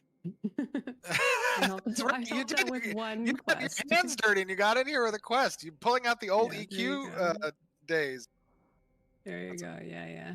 That is awesome. Who do we have joining us? These guys did a great job, and I'm excited to play through this. I've been having fun raiding these creatures, so. Yeah, if you don't mind, Margaret, doing introductions, I think it'd be awesome to introduce everybody. Yeah, sure. Let's kick it off with Terrence. We've been talking a lot about Terrence. A bunch of us were reflecting on our time with you. Oh yeah. Yeah, we've known each other for 20 something Couple years. decades, yeah. Oh my god. Oh geez, you're that old. That makes me even more old. Oh my god. Hey, don't do that. I'm super old. I'm just saying. Oh my god. Yeah. Introduce yourself. Talk yeah, a little bit about what you did on this. Yeah. So I'm the lead content designer here at Intrepid Studios. I rejoined. I was at Amazon for a few years, and I came back to some massive changes at the studio. It's like completely unrecognizable. There are like 40 or 50 of us, in a small room before, relatively small room, and now there's like, I don't know, over a couple hundred. And I've seen the project like just be completely different from when I left it. I help both the narrative team and also the world team try to bring, Verra to life. This was sort of the first big project that I just started August. So the Harbinger event is the first big project that I really got to sink my teeth into. Yeah, we thought, Terrence, it would be great actually if we threw you into the deepest possible end of the pool. Yeah, congrats. It's a good thing I've got some inflatables to help me to get me through this. Yeah, so it's great. Who you calling inflatable? Yeah, it's this event, I mean, is really massive, and I'm excited because it's, I think, trying to be the promise of a dynamic world.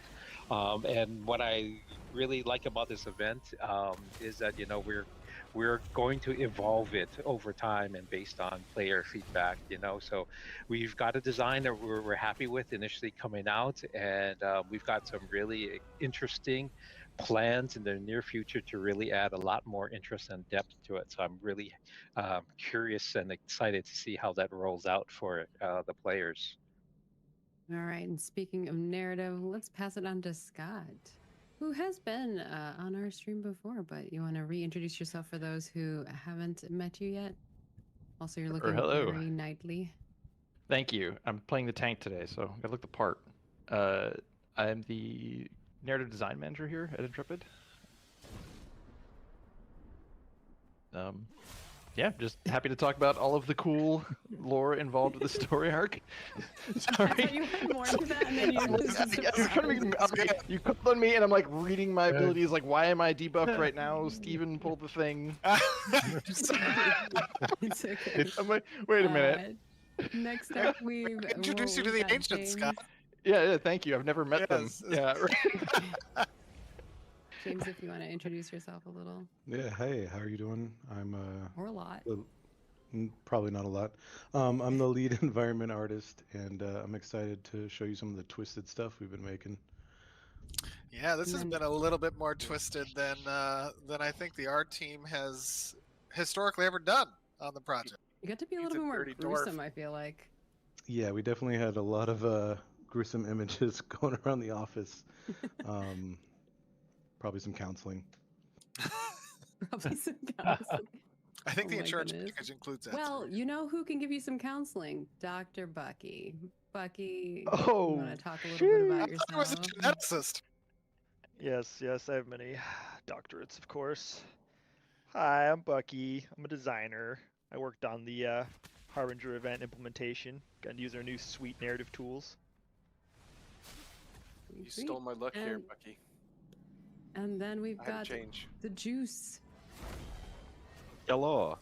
Yeah. Hi. Excited to be here. Talking about sweet His name's reward. Chris, not Juice. I just called him Juice. No one calls me Chris. We know that.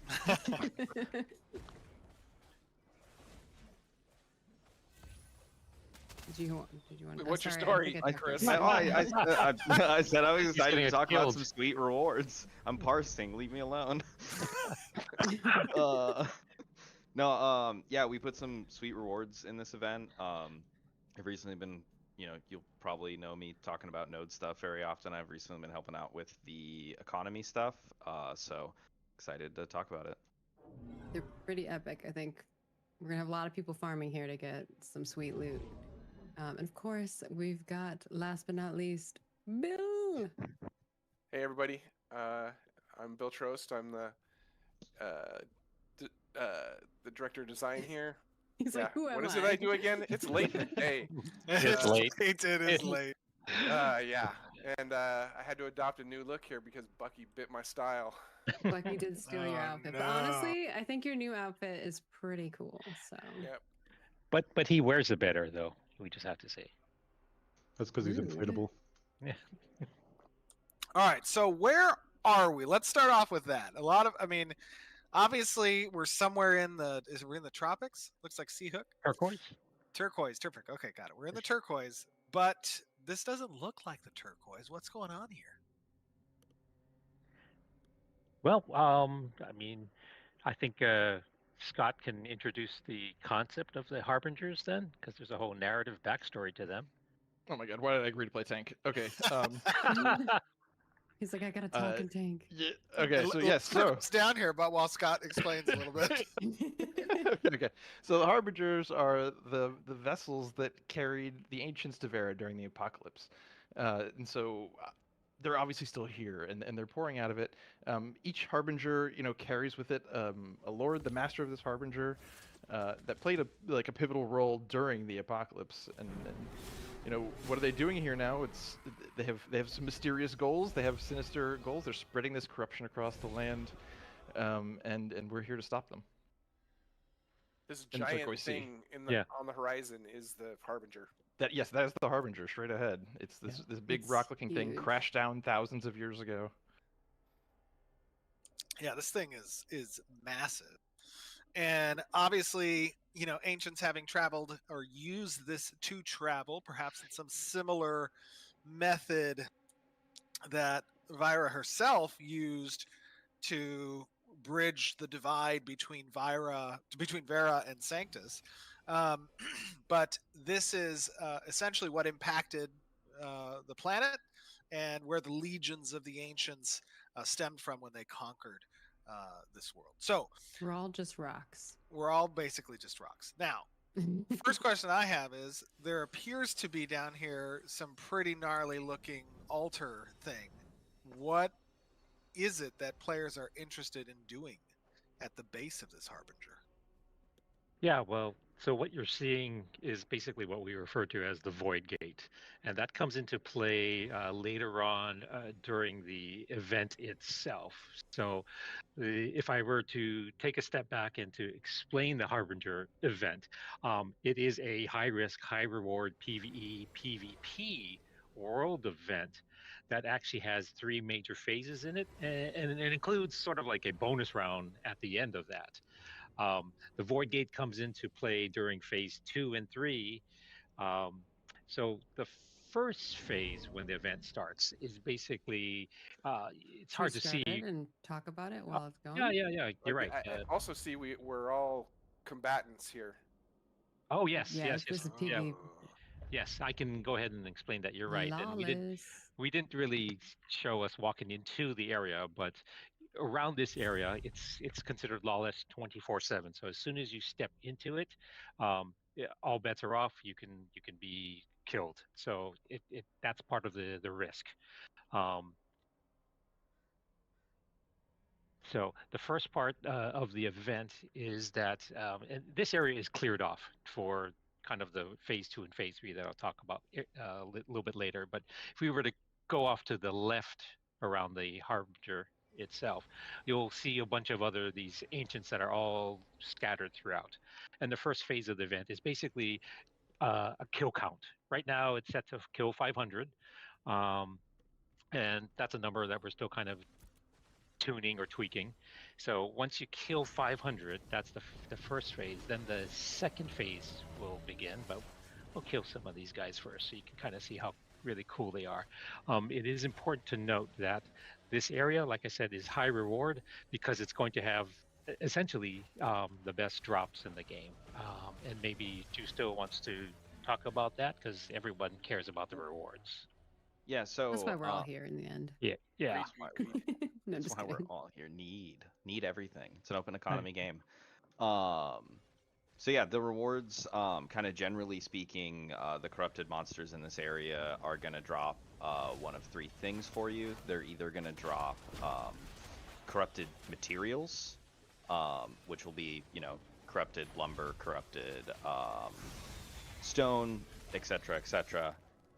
And then they'll also drop these one of two sets of reagents. The first is the corrupted excoria, which is an upgrade reagent, which you can use to actually tier up your corrupted gatherables. And then there's a second material or reagent for purification to purify the corrupted gatherables, turning them into a gatherable of your choice from the world.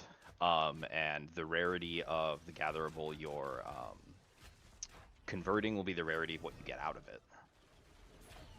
And then obviously, there's some sweet other loot on bosses and named mobs in here that we'll talk about probably later. Yeah.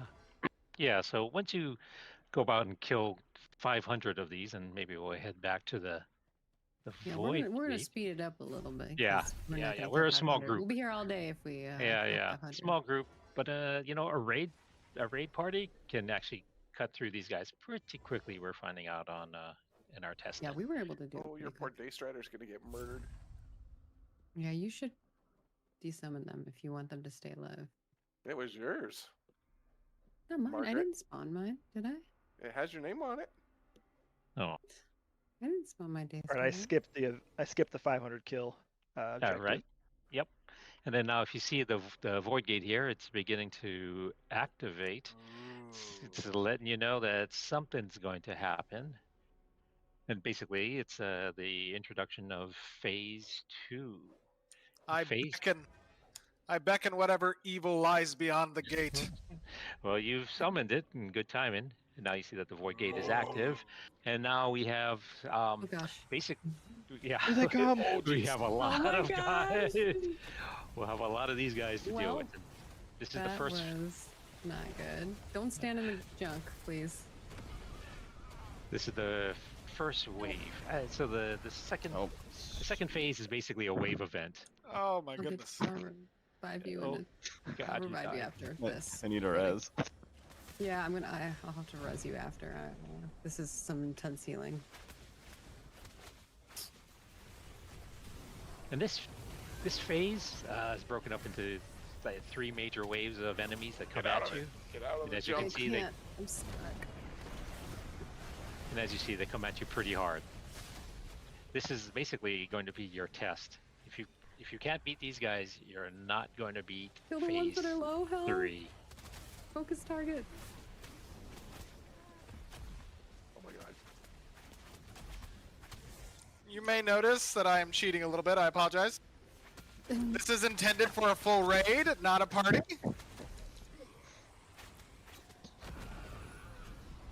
You can tell how heightened Steven is because he started like yelling. I know. This is intense. This is intense. Focus. Sorry, I kind of turned the wave on when we were like in the This is middle. tank. Yeah, we probably should have not all been standing there. Decisions cool, were made. Yeah. That's one way to clear the area, is just pull them all. Alright, I'll revive you. AoE. Yes, save your brain dead DPS, please. I like that Juicer just laid there. He was like, meh, I could GM hack, You but said no. you said greed everything, right? Or need? Greed Need everything. everything. Always greed all the time. No, always greed need. unless it's I something always you need. I just need you it people all. are you people are I'm the evil. worst. Yeah, I'm the worst. I I'll only just keep- need if it's something I need. I'll just keep mean, walking a wave of I that. just ignore it. Yeah. Keep the waves coming. We got 15 out of 50 there, but I'll just skip this section Yeah. to the next wave. Alright, let's probably not stand right where they spawn this time. Oh yeah, can Yeah, we which like is everywhere. Back up. Back out a little bit. How Yeah. can you beckon if not there? Okay, go ahead, Steven. Thank you. Oh, you. Send forth your legions, demons. Do Yeah, what run. you Get must. back. So we see the Void Gate come active again, and this is going to be the second wave of the happened to wave my- event. Definitely ramps up.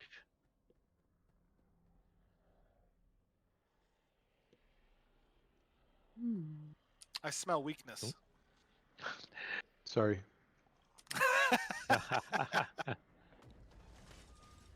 Oh no, they brought spiders. My weakness.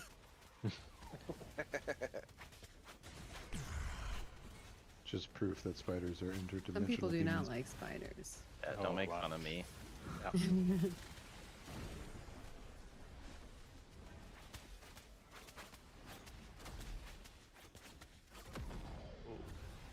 Yeah, so the second wave has a bit more 3 stars, harder packs, pretty much. And then the third wave's going to be even harder with I'm some gonna bring this ancient lords onto mixed you, in. tank. It's hitting me. Oh.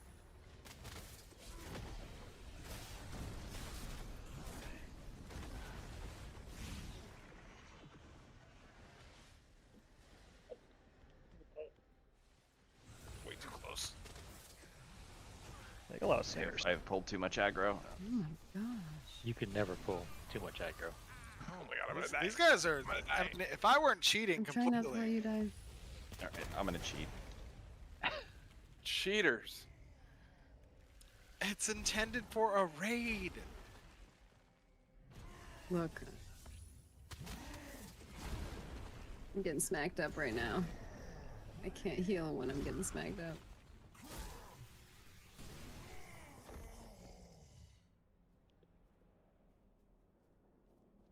I'm just gonna hide. Good luck, guys. Well, assist the tank, He doesn't like me. He's not my friend. because we're split up for DPS.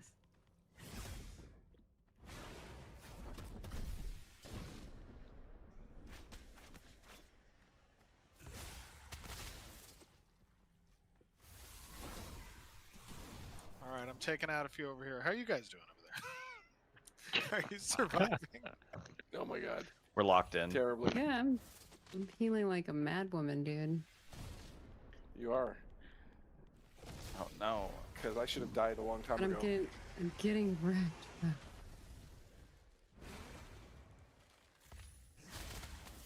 We have aggro. All right, we almost Kill that got one him. guy. Kill that one guy. Who's looting while we're fighting? I Nobody. know. Apologies. Is it Steven? No, I'm just kidding. Apologies. He's usually the one who's always looting while we're fighting.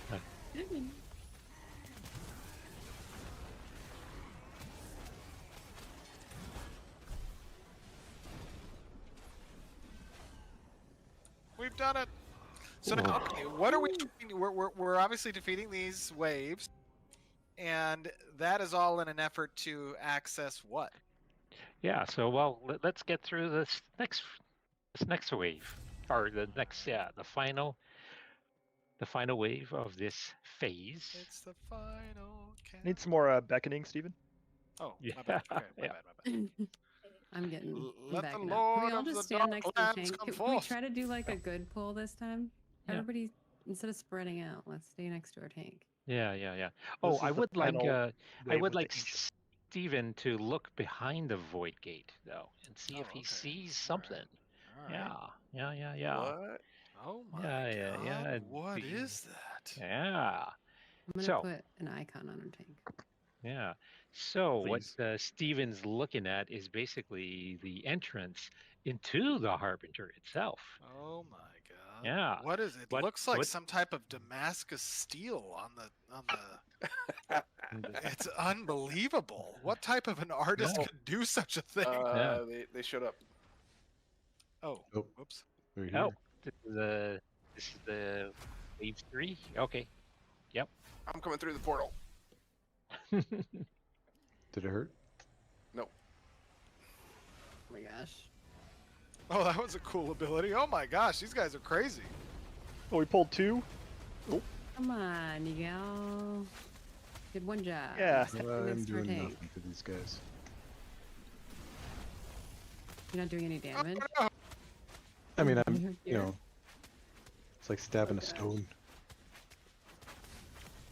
Whoa. These are the ancient lord underlings of the true ancient bot. Oh, he summoned shit. Oh yeah, get out of that. Dude, it looks sick. Steven's just 1v1ing one of them while the rest of us kill him. I Pull tried. aggro. The DPS is so high. Oh god. Ah.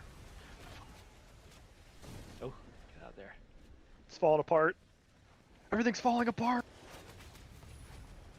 I'm just healing Maggie so she can heal everybody else. It's my strategy. Yeah, thank you for trying to heal. I just need to back I'm also up. getting smacked up, so it's making it complicated.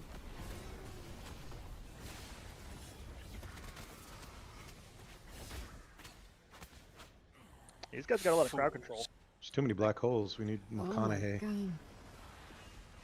Oh, there's a lot of bookshelves. Nimbly dance out of.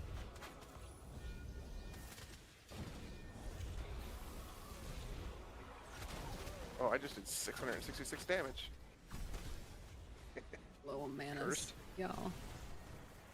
Oh, I got you. Stand Ooh. by. Oh, nice mana I potion. got disabled. Tactical.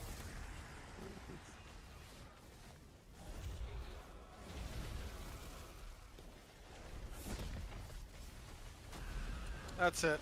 I set my cooldowns. Oh no. These guys are Unload. immune to Cooldowns. my People are gonna like look at the stream and go, Arcane oh my gosh, volley. there's no cooldowns on abilities. Just going is full this? auto on the arcane volley.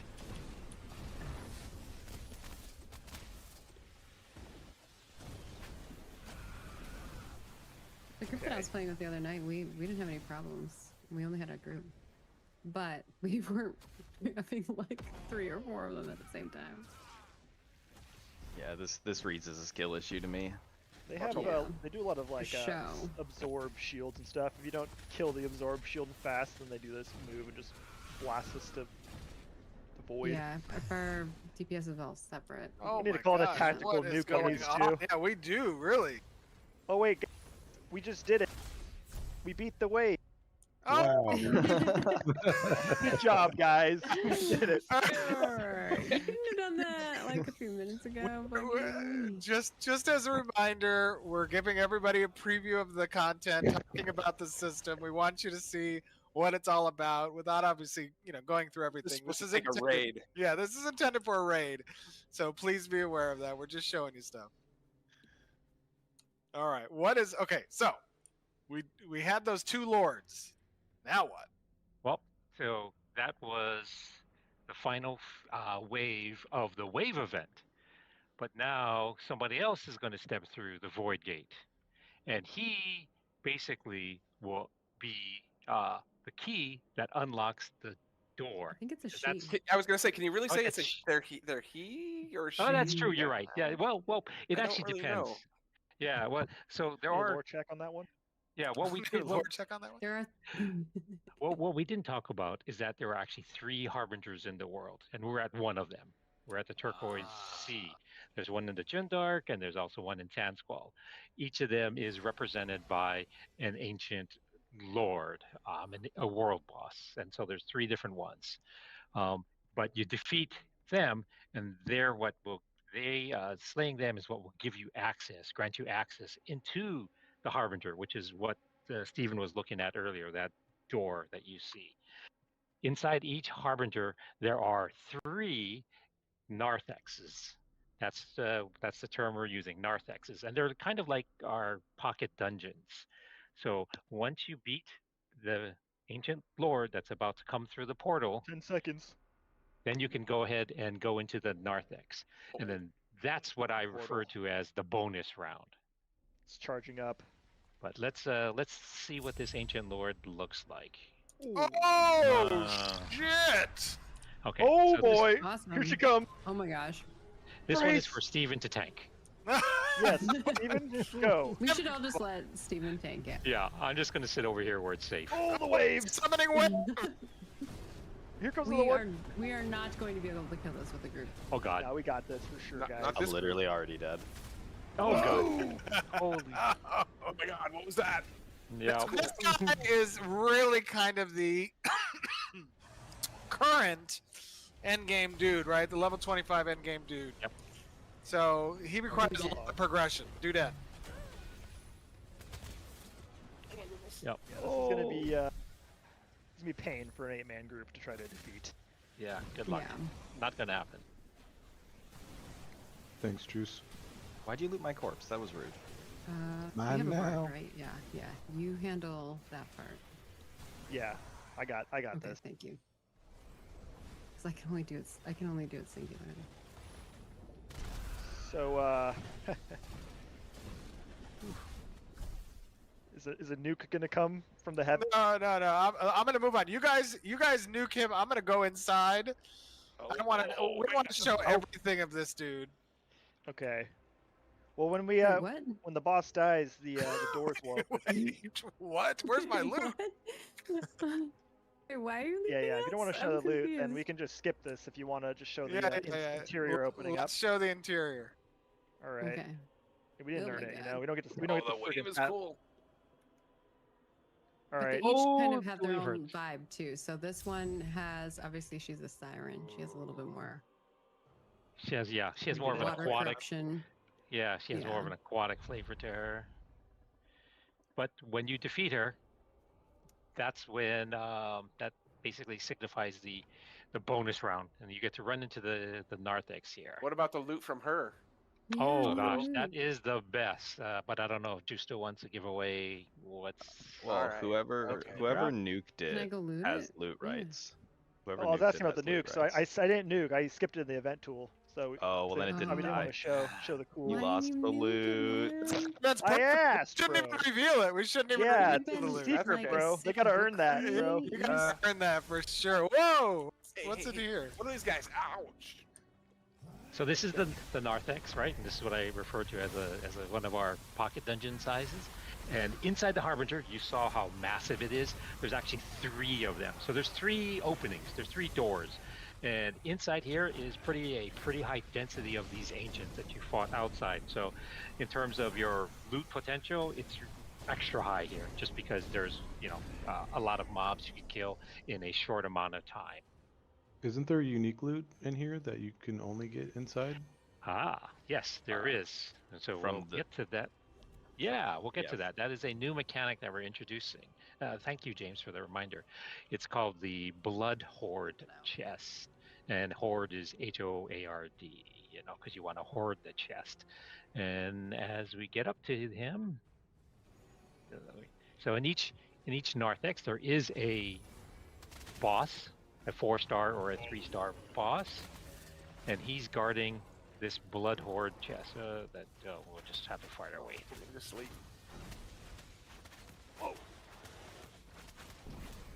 Like 2 different groups going. We're not all Ah. grouped It's up. been toasty in here. Someone keeps Yeah. on looting. Yeah, these guys are warm. Spider's Oh puking my at us. god. Flames. I'll heal you, Steven. You stay So well. how many yeah, people? I can How heal many? you. How many groups are supposed to be in this narthex? Yeah, so this narthex, again, 1 of 3 will fit 2 to 3 groups, right?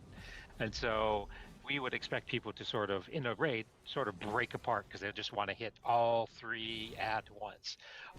There is a danger, right? You're splitting your forces, and as a PvP area, you might have company, right? Another alliance may actually come in and sort of steal your rewards. So Because those that's blood hordes have like the second best loot. Yep. So as we get to this platform here with Steven, I think the Blood Horde is right up here, right? I like to call it a knife fight in a closet. Yes. Oh no, I don't want to go there. Where's this? Oh, dude, that thing's gross. Oh yes, here's the Blood Horde chest. I'm gonna go ahead and try to channel it though. See, so You should let Steven. Bill over channel there, Bill over there is trying to basically Alright, Steven, steal. you can do it. Go ahead. What am I channeling? Yeah. The blood, weird the gross zest thing. over This- here. this doing it. Well, it's a Yeah. minute channel. I don't know if that's. The blood. Yeah, good luck in channeling it. Oh no. So this Blood Horde chest here requires a long channel, 60 seconds, and only one person can open it and take the loot from it. As soon as he tries Is to it channel first? Is it whoever channels it first? Yep, who completes And the then channel? Well, I don't know that I hit can him channel to it. kill him to try to not let him channel it, so I can take it. Yes, or yes, another enemy group could kind of swoop in and steal the rewards from you. My So it channeling's not working. I'm trying to channel it. I'm trying to channel. are It's you very channeling it? slow. It's really Yeah. slow. Yeah, It's it really takes slow. It takes It's 2 minutes. pretty slow. Yeah. it takes 1 Oh, minute. I don't Yep. see a channel bar. No, your hands are like. Yeah, you should see the channeling. hands. You should see Yeah. your arms wagging. And there is- would this be a there is good a- time to betray you all? It Yeah, could drop very for a well be. kill. Yep. And so one of the things about this Blood Horde chest that we want to actually add to the world in general is that once you begin channeling it, you get this thing called the Blood Mark. And the Blood Mark I basically, have a lot of creatures on me. Help, please. Oh, I must have already channeled it. do you have the Blood Mark on you? I think so. Yeah. Yeah. Basically, As soon as you try to channel, you get the blood mark. correct. Got it. Correct. And as soon as you try, you get that mark, and that mark lasts for 1 hour, and it basically marks you as a combatant. And that will follow you wherever you are in the world. So you can leave a lawless area, and you'll still be marked as a combatant, which makes you, attackable by other players. At some point in time in the future, these blood hordes may be used in other areas of the world as well, right? Yep, we want to bring this mechanic throughout the world. Again, the concept of high risk, high reward. Oh, I see you got the chest already, huh, Bill? I did. Cool. All right, everyone drop for Kill Bill. Yeah. Okay. Hey, get out of here. You said it. You said Kill Bill. I mean, I'm down. I can just kick him from the party. Do it. Oh, Oh no, but he has no health. You're not even gonna give him health first? I'm There you go. recording. We Easier want to to kill. I'm recording. He's want to stop. Cameraman's invincible. Even better. Show his dead body. Haha, Haha, you can't get me past one. Sorry, suckers. Come back, I'll make you do it. Oh, that's not fair. How did he die? Yeah. How'd that Come back, happen? go. This ancient has special powers. Yeah. Yeah, I'm sure it is. You nuke him? Yes. Oh no. Oh, I'm so worried. oh my gosh, this ancient Oh, going worst ham. recording This ever. is like one of our late night playtests. Poor Bill died. We need to res him up. I know. Get in here. Where's his body? Where's the little build body? I don't know. Wait, did we make sure to loot him? I'm right. I by the looted board. him. Oh, sick. Okay, where is he? Where's his body? I looted him. Not cool. Where is he? So I Some can res friends. him. Oh yeah, steal all. You know, Bill, Oh my be the gosh, he's first training us. This time that happens. Oh my gosh, who's training? Okay, I see Bill's body. I'll rev you. Oh, I can't. 'cause- Too late. It might have been me. clean. I fell off the edge and I panicked. Oh my god! Like half the dungeon is there. Yeah, seriously, I there's ran- a lot we're- there. I'm just gonna This is a vacate. lot. I think we extract. I think I ran the wrong Yeah. way. Whoa, Should we here's just go the through a thing. portal? Should Yeah, we this go to is the the portal? thing. Yes, This is where's the exactly right. portal? Which one are we gonna go through? Left, right? Left. Oh, so Well, I am your left, just my not gonna left. get Go, revived. go, I go, get it. run. Run to the portal.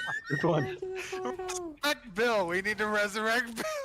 I can't res him. No. He's God, leave him. What? We're leaving him behind.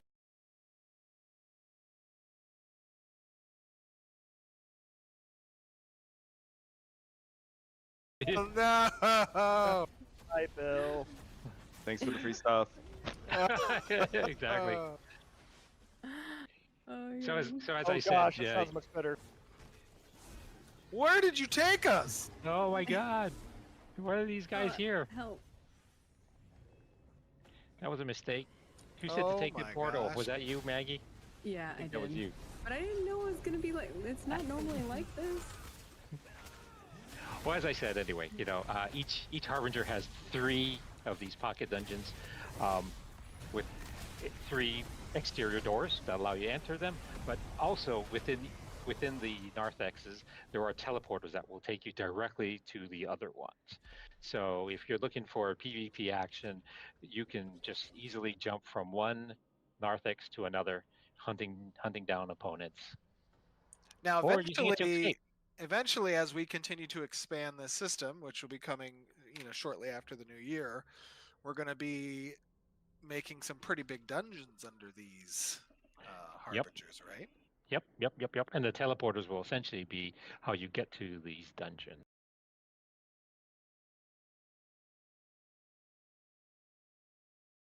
That's going to be the awesome. entrance. Yep. James, what is this nasty eye thing going on over here? We need some warnings Yeah. before this stream.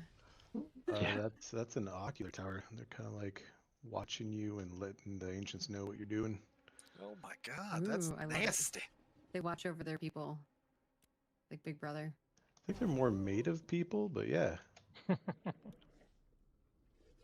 Are they? gonna walk around and just show off some of the interiors. It is pretty cool. Did you guys use any like inspo? What did you? Yeah, did like you- how did the concept art go for this?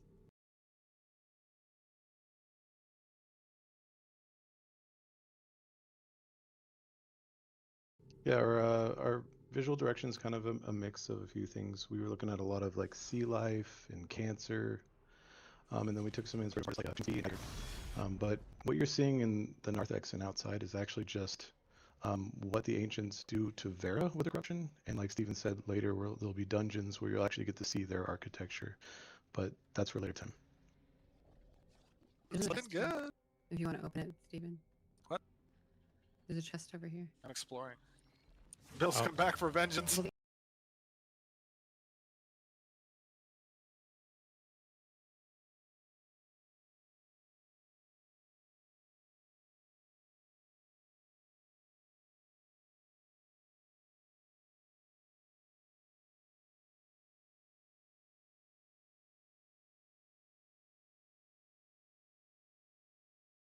The animation when it opens up is cool.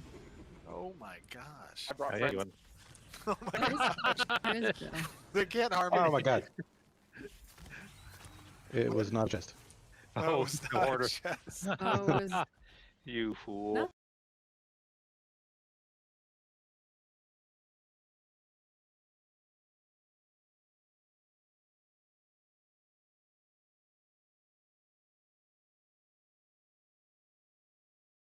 that one. I'm talking about the one over here on the side. Oh. The Blood Where? Horde chest. The Blood Horde chest. I'm coming. Because I wanted Steven to open it. Oh, no. Okay, I made it. It's right here. Thanks, Steven.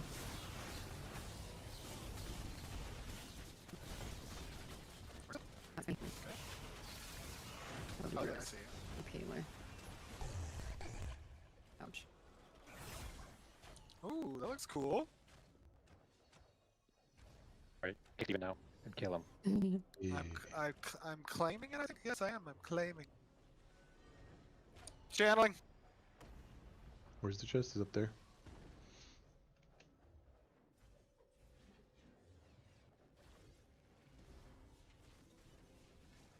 Ooh, this takes a while. So there is some Some risk. potential risk here. Yep. Oh, yeah. 60 Yep, you seconds. can get murdered. Yep, exactly. Murdered, betrayed, ambushed. I'd never betray anyone. No, of course not. I just love being like, I'm recording. This is too funny. All right. Well, It's about is there to anything else you guys want to share? You No, it's want to happening. make sure folks Yeah, can yeah, get yeah. in with their testing on PTR with us, or if they Yeah, get their hands on it, obviously on December 11th, which it's going to Objective take you a bit to get complete. here. This is more high-end content, but Yep. I will mention one other tip.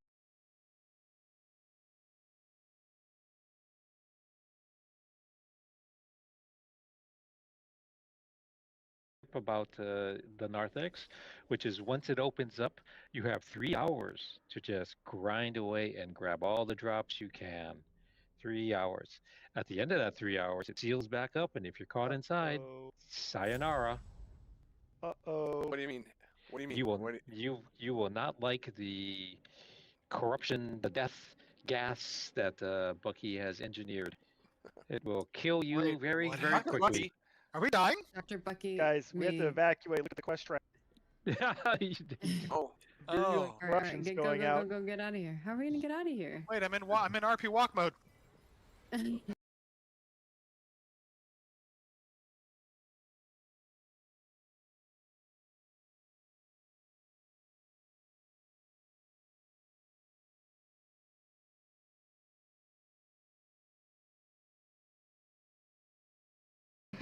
Power walk, Run! Steven, power walk. Run through all the creatures. Go, go, go, go. Flee! It seals up though, doesn't it? Yes, eventually? it'll seal back up, and you won't be able Get to. out. Goodbye, everybody. Goodbye. Oh my gosh, I'm Bye. stuck. Help. No. Nope. Oh! Did Oh! anyone get inside? Did anyone get stuck inside?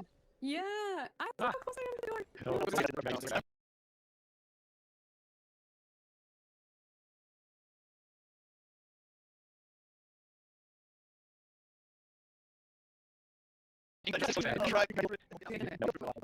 Eventually, it's just gonna. Yeah, It's gonna start melting us too hard.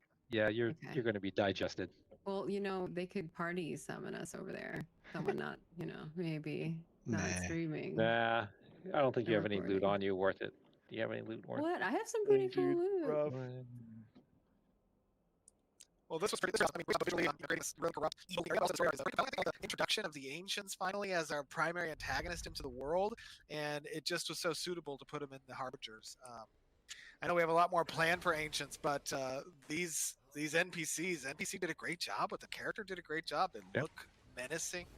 The boss was really cool. Loved the VFX for everything. And obviously, we know how much our players are really digging for more lawless territory and reasons to be in those lawless territories, acquiring all of the most appetizing It's gear. been fun watching different guilds and even pickup raids try to defeat the raid bosses too. So There's obviously mechanics in there. No one has actually killed them with like fully figuring out the mechanics yet, which has been kind of cool seeing.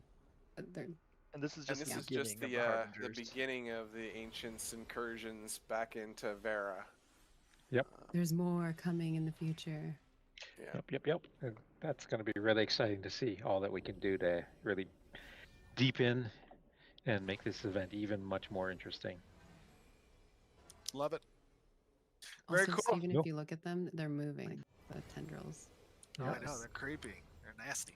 It's nasty. It reminds me of Devil's Tower. Oh, I love it. I'm gonna go make it out of mashed potatoes. Mashed potatoes? Yeah. Exactly. I was so I was holding on to that joke, and you took it from me, Steven. I'm so sorry. You set it up perfectly. I love that know. movie. Don't All worry, Pause. Mike. Well, thank you for running us through this. I know players are going to be super excited. This is coming obviously on the 11th. It's on PTR now. We're testing with it. Balance and stat changes. I know Bucky's been deep in that with Doug. Excited to hear your guys' feedback on TTK and difficulty here. As we said, this is pretty difficult content.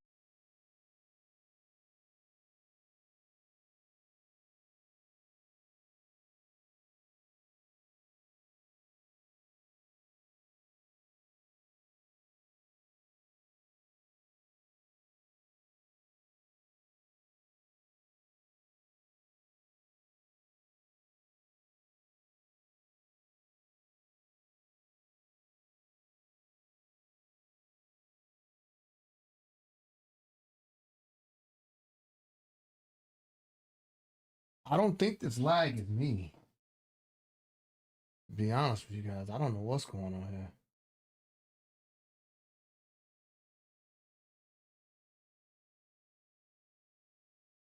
I don't think.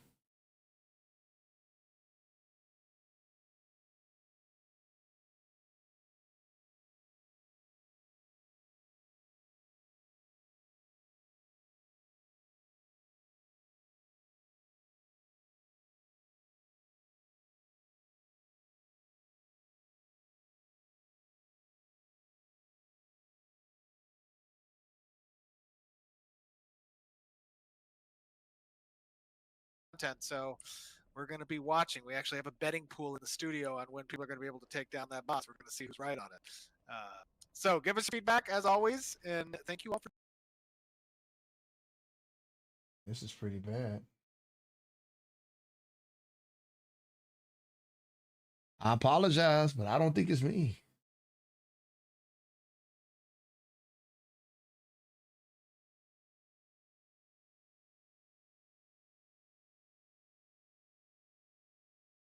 Because I think I would be like, oh yeah, see, I would be lagging. I'm not lagging actually. Yeah, I would be lagging myself if it was me. This is separate from me itself. So yeah, this is not me. Yeah, what happened?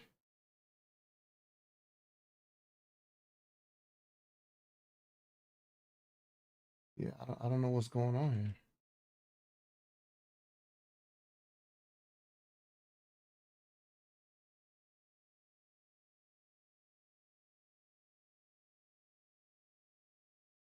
Hold on, are they talking?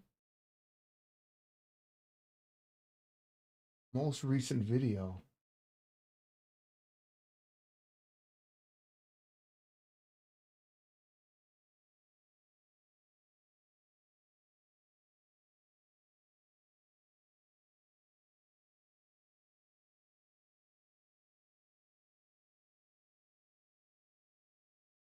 Yeah, they saying they crashed in the chat. Yeah, the chat is saying they crashed. So yeah, this is definitely not me.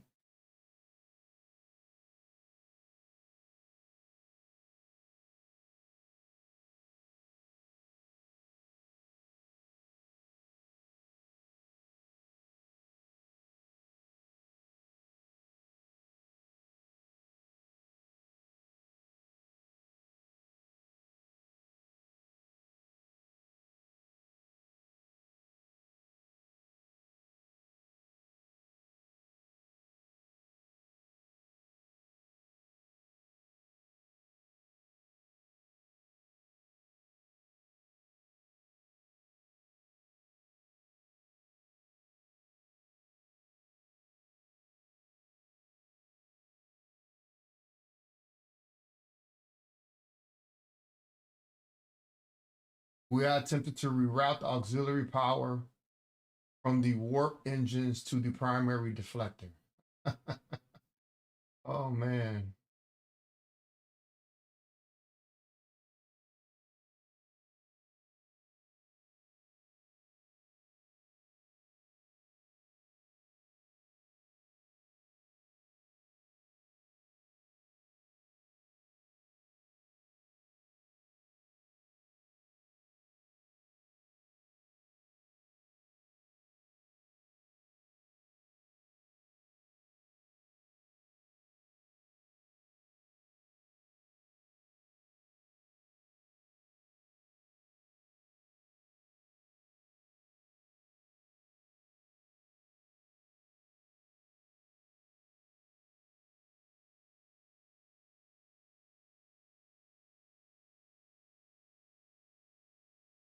Oh, there's Margaret. She said they're trying to get it right.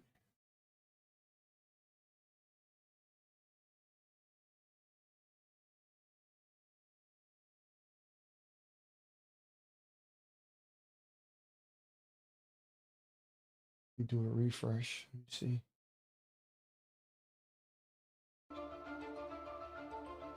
Holy shit, no.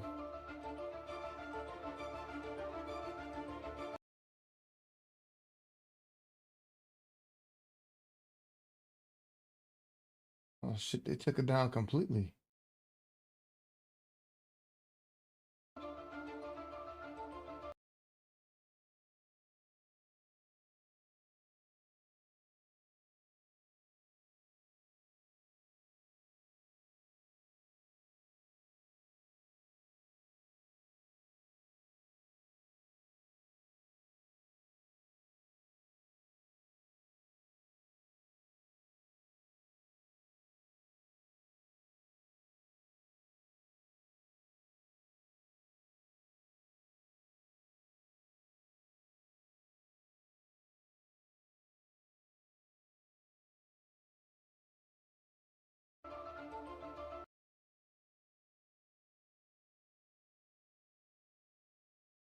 All right, we'll just wait and see what happens. Let me bring back up my camera and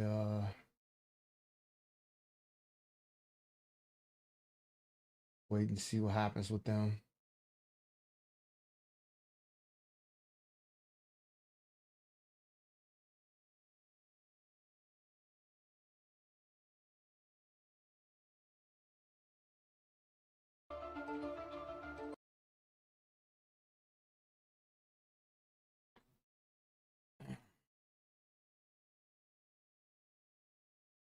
So there's a decent amount of y'all. What do y'all think so far? We could talk about some of the stuff that you saw. If you want, we could wait to the end, or who knows.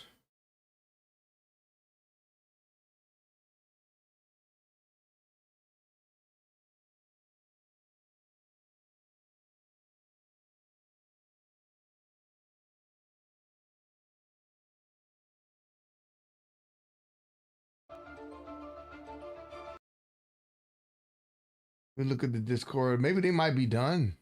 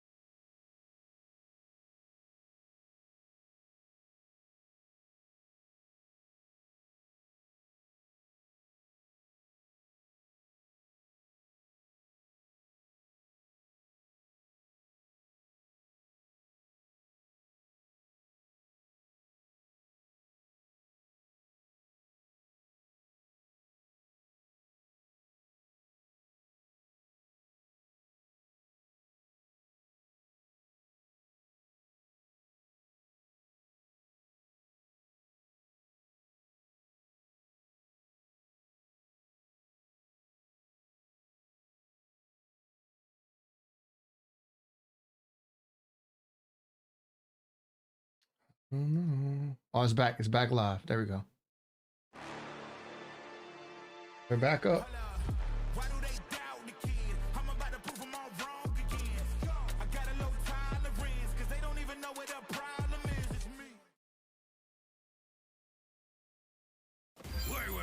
Don't delete me. Come on, I get hit with ads. For the key to our survival, you must quest to the Sea of Monsters.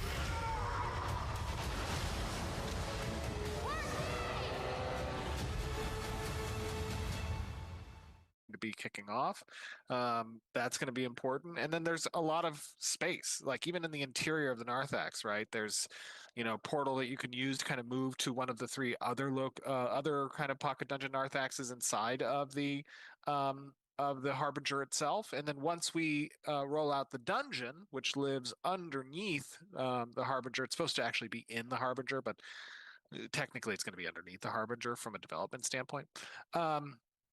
That is going to be a big area, right? So it's going to be hard to control. And, as anyone knows from a PvX standpoint, if you're trying to contend with, fighting the PvE difficulty and experience while also managing that variable of human, unpredictability and interaction with PvPers, there's ways to be kind of guerrilla tactic-y if you're dealing with a larger organization that has more wherewithal. You just got to be smart about the tactics. All right. And there's a lot of questions regarding the teleport and the decision for having teleports inside of the Narthexes. I don't know if you want to talk on that front at all. Yeah, I mean, the idea there is to allow for within that, POI, the ability to create some partitioning, some division, exactly for the question that you asked previously, which is how do you contend with larger groups controlling a space? Well, there is some mobility that smaller groups can be usually better coordinated with, and that's something that's going to be available. And then the other side of it is like, what's the cooldown? How often can I do this? Yeah, like I said, this is once a day at one of the three Harbingers. That's obviously a tunable value. That's something that we're going to watch for when the 11th begins, see how people engage with the system, and then we'll tune it around that. And Gladys was saying, I thought PvE would have an impact in spawning these events. Are we just using timers now? No, like we said, the initial event requires 500. Yeah. I mean that spawns the event to start. That is a PvE challenge, right? Even if you go there with a small group, right, and you're taking out one by one some of these monsters, you're progressing the event. Or if you go there with a large raid to kind of accomplish that 500 kill count in a short period of time. And there's going to be additional parameters that we add to the event as we continue to develop it. Like I said, this is a initial rollout of this story arc, but we're going to tune it. The narrative team is always tuning things and taking a look at how to work stuff out. And there's still outstanding feature support and tool support on the narrative side that those narrative designers really want to have access to do some more interesting objective-based gameplay that you'll likely see get injected here and there as we continue forward. And then Kadak saying, what happened to the flow chart that we showed with our initial system of the Harbinger earlier in the month? So that is going to continue to be rolled out in the month of January. And that flow chart that we're talking about, where you have the incursion phase and you have the foothold and that becoming requiring a forward operating base. All of those things are generally complete. There is some additional bug fixing that's required for some of those stage transitions. So we're leaving those stage transitions disabled for the 11th to ensure that we have some more time to bake that. But you'll likely see some testing on the PTR maybe in December, definitely in January, and then eventually that'll get promoted up to the production environment, to the release environment. Yeah, and I want to switch over to our Q&A segment. There's a lot of questions that are not Harbinger related, so I'm just going to answer those. Most of these we've answered already earlier. We had a whole segment that was about Steam, but I'm just going to reiterate this for the people watching on the stream again. People are asking, if I have multiple Ashes of Crowns or Intrepid accounts, do I have to have multiple Steam accounts? Yes. For each unique Ashes or Intrepid account, you need a unique Steam account to link. How early will the Steam update be available? Prior to December 11th? It's something that we're talking to Steam about. Valve doesn't normally allow pre-downloading.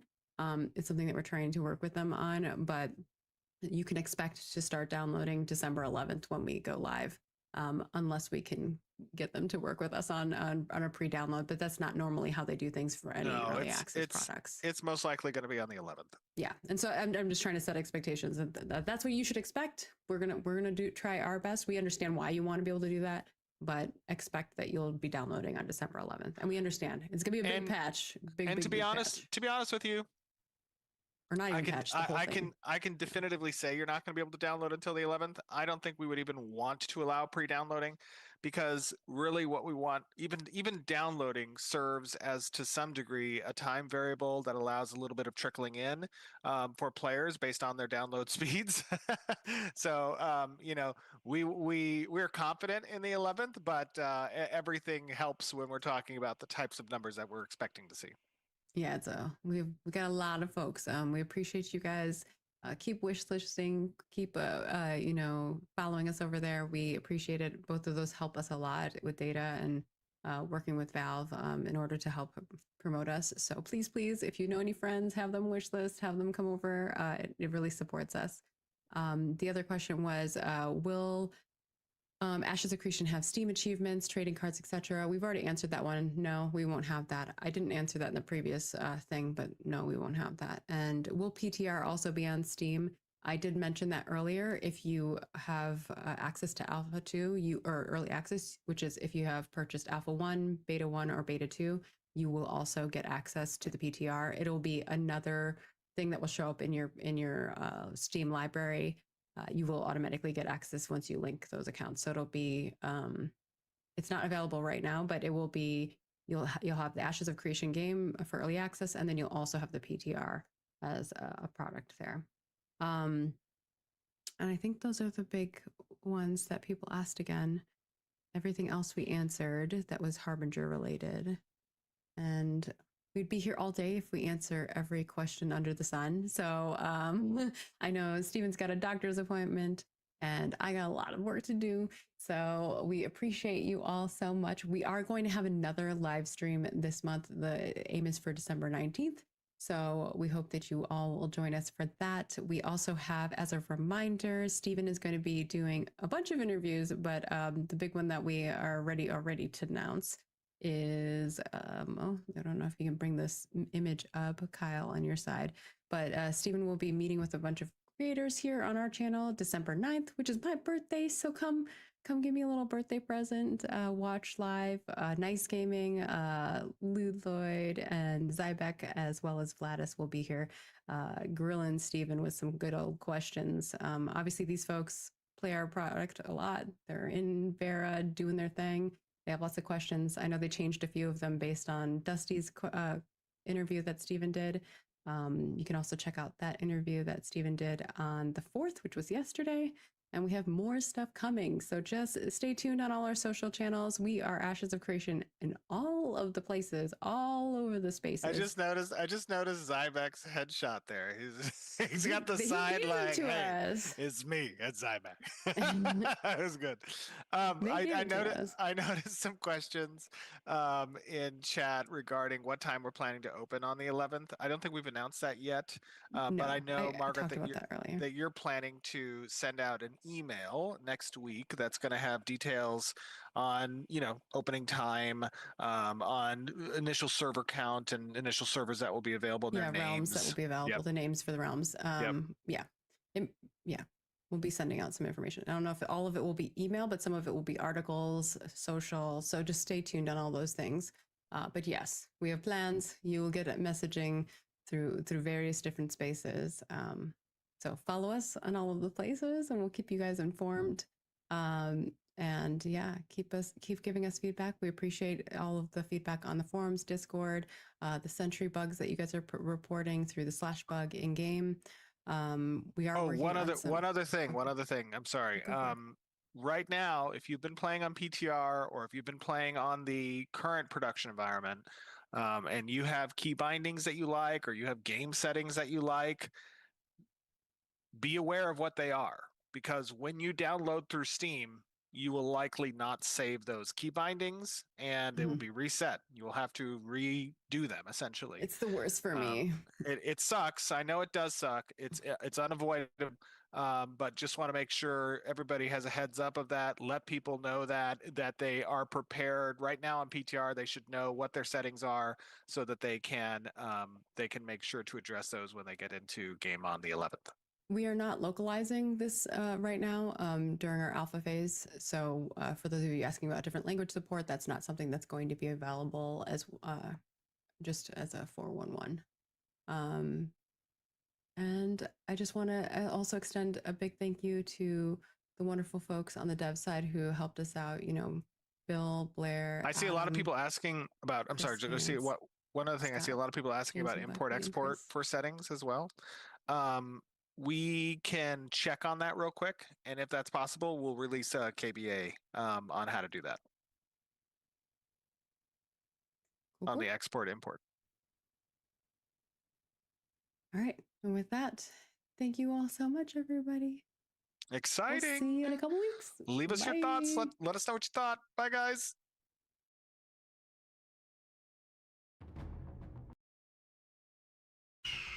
All right.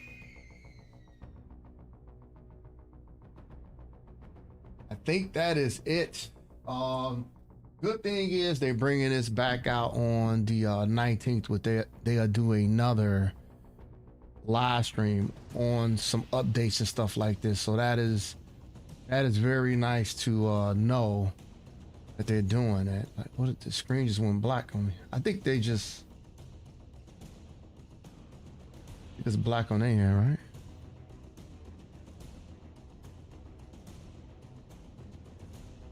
Oh no. Okay, so a couple of things. I don't have really much after this because usually I have a decent amount of stuff to talk about. But I only have like 3 things. Because it wasn't really that many topics that they went over. We went over a lot of good stuff. Meaty stuff where they were like 45 minutes each, like a lot of these videos. So they had like 4 things they really went over. But I like the Steam video that they put up that they actually gonna have as far as this update. The only thing I wish they would have done is emphasize more on the fact that it is an alpha. They said they did, but I know how Steam users are, and I'm looking inside a lot of the community feedback and comments and stuff. People believe because this game is $49.99 that it's a finished product. That's how Steam people think. I said this is going to be an issue. I've been on Steam since launch, and they just don't understand alpha, beta development. They won't. So the game possibly will get review bombed. And if you see that, just understand that is the Steam community. That's how they are. That's how they roll, man. They're very unforgiving. I think the best political answer that I can give when it comes to the Steam community, and you know, I know Steven and Margaret and team is ready for this. I hope they are. It's gonna hurt all of us when we see the review bombing coming in and all the negative comments and everything like that. But you know what? The same thing happened to Baldur's Gate 3. And look what happened to that game. It had a shiny ending to an erratic story. So I think that's one good thing to look at. So that's my take on that. Now, as far as sport fishing go, I think they knocked it out of the park, guys, with that. I think you guys will be very happy with that, you know, mechanic in the game. It is very exciting to see how much they put into it in a short amount of time. As far as MMO development goes, I think they did a really good job with that. And I like, you know, community building, things like that. So I will be one of the ones be doing that as well. And by the way, I am one of the content creators that they had picked. So I'm very grateful for that team. for doing that. You know, that I guess they saw my dedication to the game itself and my thoughts. I mean, just as a content creator in general, you know, I do more than play Ashes, and I'm glad they saw that. I'm pretty sure they had a lot to do with their decision making on making me one of the content creators for the game itself. So I'm very happy to say that. That happened between the last live stream they did and now, and as long as the emails are not fake, I got picked as one of the ones. So I'm very happy with that. When the game goes live on the 11th, I had a few interviews personally myself for that, because the content creation is not pulling enough of the revenue for me to be able to live. It has improved a lot, but it's not enough for me to stay full-time content creator. So, thanks, Third. I appreciate that. I have to go back to the 9 to 5, but I will say this though: I have a unfathomable dedication on things that I like to do, and you never know. I did bring this up in my interviews, my passion for content creation. I might shy some people away from hiring me, but I will make my job the number one thing that I do, because it's paying the bills at the end of the day. So, all this time I've been online and meeting everybody and stuff like that, that might come to a softer end. I still played a lot, you know, when I was working a 9 to 5, but it won't be all day, every day pretty much anymore, but it still would be a big significance. I still was able to pull in over 50 hours a week gaming, because it's my hobby. It's what I love doing. So I just wanted to put that out there as well. But again, they knocked it out of the park with the sport fishing. I think they did a fantastic job with that mechanic. And I think people are going to have a great time with that. And the fact that they put PvP into it as well, everything they do, they add in a little bit of PvP into it. And I think that is that is great. So I like that. And then you got to see the Harbinger update. That's a very solid in-game content system they got in their game already. We've seen MMOs come out at launch with hardly no in-game at all. And the game is in alpha right now and have an impressive system like that and at this stage of development. So usually when you see MMOs pop out of the gate with all these followers and subscriptions and, you know, head counts and, you know, current people playing, in 30 days it dies. It's because people rush through content so fast. People are so experienced in MMOs these days.